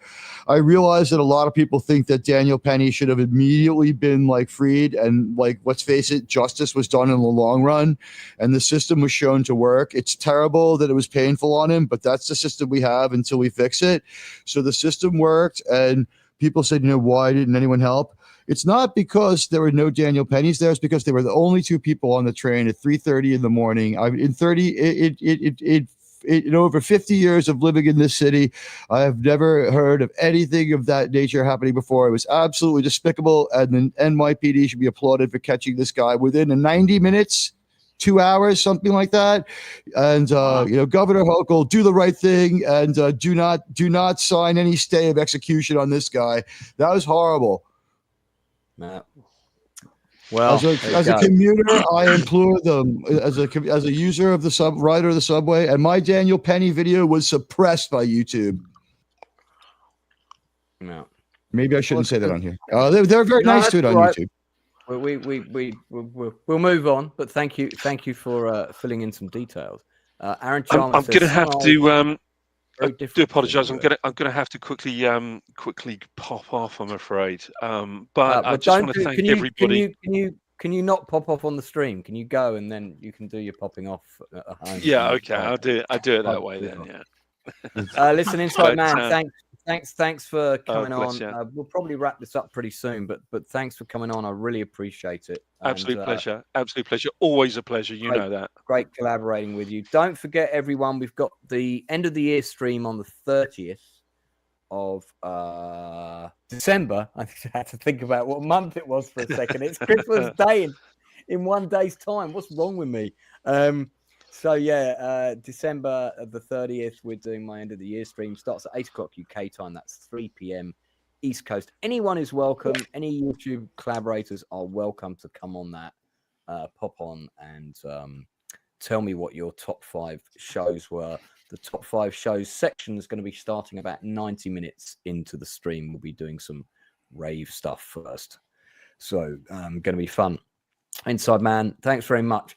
I think we will start to wrap up there. So I'm going to give my panelists an opportunity to plug anything that they like of their own channel or streams that they've got coming up. Starting with Mr. Bolter, any murder mysteries you want to promote that are happening in Australia soon? Oh no, I don't work for the public. I'm a private booking man myself, so. If companies want to book me privately, I'm available. murdermysteryfund.com.au. Other than that, I don't really have. I congratulate you on your 5,000K. I myself have reached the lofty heights of 53. That's it, 53. Excellent. I'm hoping for 55, but there you go. But it's all about you, and it's a pleasure to be part of it, mate, and help out and meet such wonderful and interesting people on the streams and find out all about films I haven't seen or rediscover old ones, mate. So happy to help, happy to be involved. Gary, you're one of the few people on We Audition that has become a really good friend of mine outside of that environment, and also loved working with you and directing you on stuff, and we've collaborated a few times on little short film projects and scripts and things like that. And when I get a call from you, I always know it's going to be fun. So, indeed, mate. And one day I might get my shit together and fly over, and we'll meet for real. Absolutely, yeah. Don't let that be at my funeral. Let's do it before then. Indeed, it's a deal. Okay, fantastic. Stepenzo, you got anything you want to plug, bud? Yeah, I think I'm gonna go live at the top of the hour and talk about Akira Kurosawa's Redbeard, which is a very underrated Christmas movie. It's not a Christmas movie technically, but I think it is. That's a great one. I might also go live, because I guess there's no MMM tonight, right, Whitebeard? I've got Ran here, which is also everyone's seen Ran, everyone's seen Seven Samurai, everyone's seen Rashomon, but I think Redbeard doesn't get enough love. It's I'm gonna look that up as well. Redbeard, it's great. Okay. It's one of those movies that might change your life, makes you want to be a better man. I'm gonna talk about that. I guess because most people don't watch movies that I recommend, so I figured if I just tell you what happens in the movie, it's kind of the same thing, right? So. We'll just do the that. Hallmark movie as well. No. Yeah. And then I guess I think because there's no Nielsen ratings tomorrow, I might just go live and do a random Christmas commercial watch along party. I'll probably do a stream because it's Christmas Eve. There's no family here, and I'm on my own, so I'm probably going to. Well, come on my channel then. So. Yeah, I might do that. I might do a gaming thing. I just don't know. It could be. I might do. I might do the 257th Die Hard. Stream that YouTube. Well, it's Redbeard. This is a great one. I think we talked about it. The last Nielsen ratings we were talking about. Recommended it. It's on my list. It is on my list. Yeah, and I think Wednesday we got a We Watch commentary track for Bram Stoker's Dracula in honor of Nosferatu coming out. I'm gonna see that tomorrow night and talk about it on Nadia's channel on Thursday. So I'm excited. I hope it doesn't suck. I hope it scares the pants off me. And I don't know. I just want a scary vampire from hell. It sucks, you know. I don't want these romanticized vampires. But yeah, other than that, I'll just be, you know, goofing off and streaming and watching crappy movies. I expect Santa with Muscles to premiere a full-length commentary track for that Hulk Hogan classic on January 1st. So, I feel that one may have got me. The worst Christmas movie I have ever seen, ladies and gentlemen. It was awful, so I can't wait. Yeah, Stephenzo does love taking on the trash. You know, you need to check out his Supergirl fan film stream. If seeing female cosplayers sort of wrestling in a pool wearing superhero costumes is your thing. Yeah. If you guys want to skim last night's stream, 7 hours of watching perverted Supergirl fanfics, and we only hit the tip of the iceberg. I think we only got like less than a third of the way through the series. We still got. Yeah, it was bad. Just a tip. No pun intended. Yeah. Proctifile, naturally the stream starts winding down as soon as work decides to let me go. Sorry, buddy. I know you wanted to pop on. Come on the 30th. Congrats on the 5K and Merry Christmas to everyone. Much appreciated. Thank you so much for that. Whitey Bear, do you want to plug anything, bud? Yeah, so on the Bear Clan channel, that opened up Bear Clan channel. Yeah, Bear Clan channel, baby. We got another one. So Clan. Is that a real channel? I don't think I'm subscribed to that. The Bear Clan channel, really? Yeah. Hold on, I'll resend the link there. Okay, but so that's my channel where I'm doing pixel art and, you know, like the stuff that you see behind me. It's all fun. But I'm subscribed to you. Is that a second channel? Yeah, it is. Okay. So I need. Yeah, because it's I got away from because YouTube started taking down anything political. So some months back, so I got away from all that. So, anyways, I'm just doing just pixel art and teaching people how to do pixel art. And in fact, right before your stream, I had my first stream on both Twitter or X and also YouTube for teaching people how to pixel art stuff. So it's pinned up on my Twitter profile, so you can see. Find the link anytime.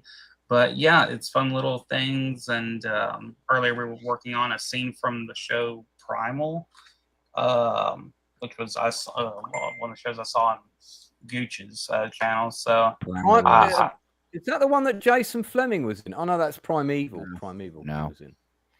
Yeah, so I'm just teaching people how to do all that, and then draw their little skies and stuff like that, and how to do their characters, and how to work with certain programs. It's fun, it's relaxing, and all the videos that I put out are set behind either music that we've generated or music that we've made. So anyways, it's a nice relaxing thing to get into. So if you like that kind of stuff from different video games or scenes from shows or movies, like the Nakatomi Plaza right here, which is set to some really nice piano music, go check it out.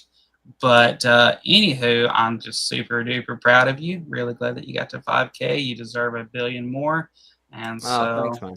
There you go. You get your claps. And I mean this in the best way possible. Yeah, better than B-clap. Yeah. I love you, buddy. I really appreciate you, and thanks for having me on. Oh no, not at all. Jacob, anything you want to plug real quick? First, congrats again on 5K. That's great. Here's to 5K more. Tomorrow night I'll be going over the movie Home Alone. And then breaking down I'll be going over the movie.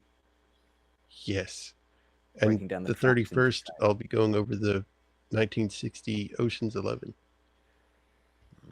Okay, fantastic. That sounds good. The original Ocean's 11 or the remake? Yeah, the original. Oh, that's more And interesting. thanks for having me on. No, man, you're anytime. Admiral Teague, anything you want to plug real quick, bud?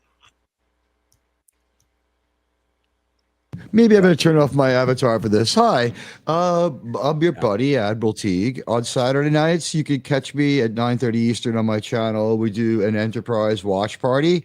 Also, you can, if you want, check out my troll review of It's a Wonderful Life. Apparently, people don't understand satire, but or irony.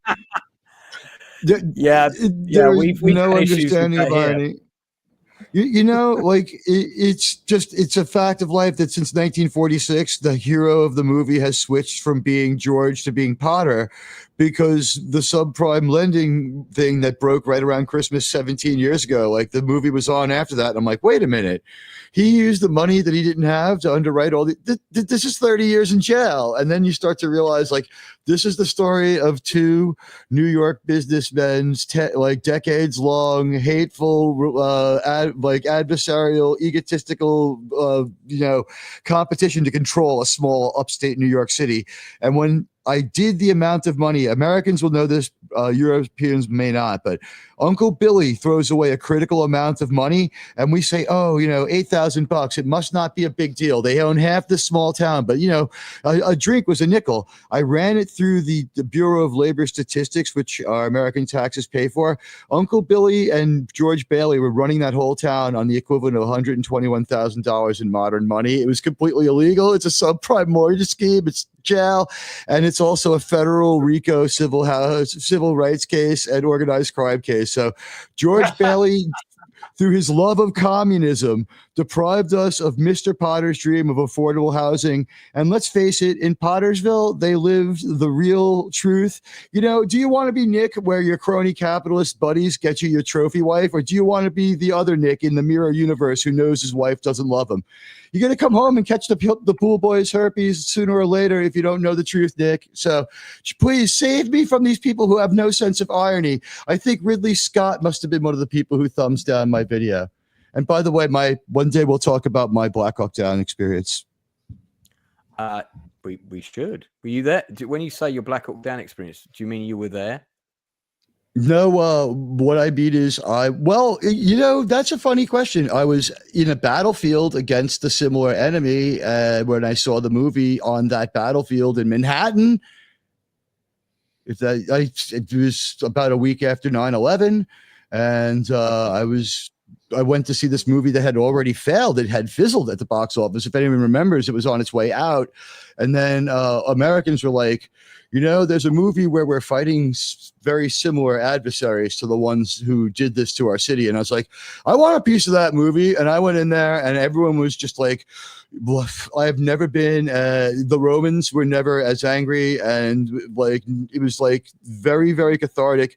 And while there's might be some problems with that movie, I'll always be grateful to it for screaming hatred and abuse at a legitimate enemy of our country who were of the same stripe of the people who did 9/11. Not far from that attack zone, and everybody in the theater was like a football game plus, like if Gladiator 2 was, Gladiator 1, it was like Gladiator 1 and a football game. Another Ridley Scott movie, but it was quite cathartic. You need to write your own version of Silver Screen Stories and include that in there. Tell us the full story of that another time, because it's 1:30 You can in the write morning the here. forward. Yeah, I'm sorry about that. No, that's all right. It's just because I want to wrap up pretty soon. And I know the Eclectic Goat has many needs to attend to. Goaty, your turn to quickly shout out if anything you want to plug before we go. Well, just to shake things up a little bit, I unironically dislike It's a Wonderful Life. So. Okay, this seems to be out of here. Thanks very much for being on the DM me. DM me. Well, I want your help reacting to this. Let's talk. You should co-host the stream with. You're nothing but a mean old spider. Put your DM in the chat. Before you open another can of worms, is there anything you want to plug? Yep. So we'll be starting Slice and Dice on New Year's Day. I'm referring to it as session 0, the hungover test stream, just so we can work out technical difficulties? I'm going to be at a rave New Year's Day, and I'm going to 2 events on New Year's Eve back to back. So I may be calling that event the same thing, funnily enough. So yeah, I don't drink terribly much or terribly often, but New Year's Eve I always throw a huge dinner party, and it's my, you know, the guest room ends up, and the guest room and the couches all end up looking like the Black Plague. So it's like my one thing. And then, so I figure lots of people will be doing other things. So I figure the first will like give us a chance to just work out any bugs or anything. And then the 6th, Lance will be on for the first of my author interviews. Yeah. So I am on X and YouTube as the Eclectic Goat. So the Inside Man's wife will be tuning in for that to listen to my voice rattle on some more. As we know, she finds it very soothing. So I'll do my best to bring it down to this kind of Gary Bolter doing radio level. Hello, welcome to the show. And do that all the way through. Gary taught me how to do that. Very good acting coach. So listen, that's it from us. This was an impromptu stream. I did not expect it to be rammed full of YouTube collaborator guests. I'm grateful to each and every one of you. I like having, to use the goat's word, an eclectic mix of friends from all kinds of different cultures, backgrounds, and so forth. What unites us on this channel is our passion for creative projects, films, TV shows, music, games, and many other things, books, and so forth. And we don't always have to agree on everything. We don't always have to like the same stuff. But it's great to talk about it and find common ground and promote the things that we like. And I don't know what Aaron's talking about. I haven't seen any nerdy people here on this channel. There's only cool people here, mate. Only cool people that go raving here. So I think I get the reference. Yeah. So thank you all for coming on. Thanks to my subscribers, especially, of course, all the people that have just taken me over the line of 5K. I don't know how long it's going to take me to get to 10K, but we'll see where we are this time next year. In the meantime, don't forget, we'll be back on the 30th. It's possible I might do a rando stream tomorrow night, but the next scheduled stream is the 30th, 8 p.m. UK. Until then, thanks to everybody for coming on, checking out my content. Don't forget what I say. And this message is especially important this time of year. If you haven't heard from someone for a while that you've been out of touch with, you haven't spoken to them, maybe other people haven't spoken to them, give them a ring. That's when you actually call someone in real time and they can answer the phone if they choose to do so. Not the same as a voice note, which is an entirely different, disconnecting, emotional human experience. It is Christmas time. People get lonely. People get depressed, especially those that don't have their friends and loved ones. So if you know someone in that set of circumstances, reach out to them, give them a call. Even on Christmas Day, let them know that you value them in your life. Trust me, they will thank you for it later. Until then,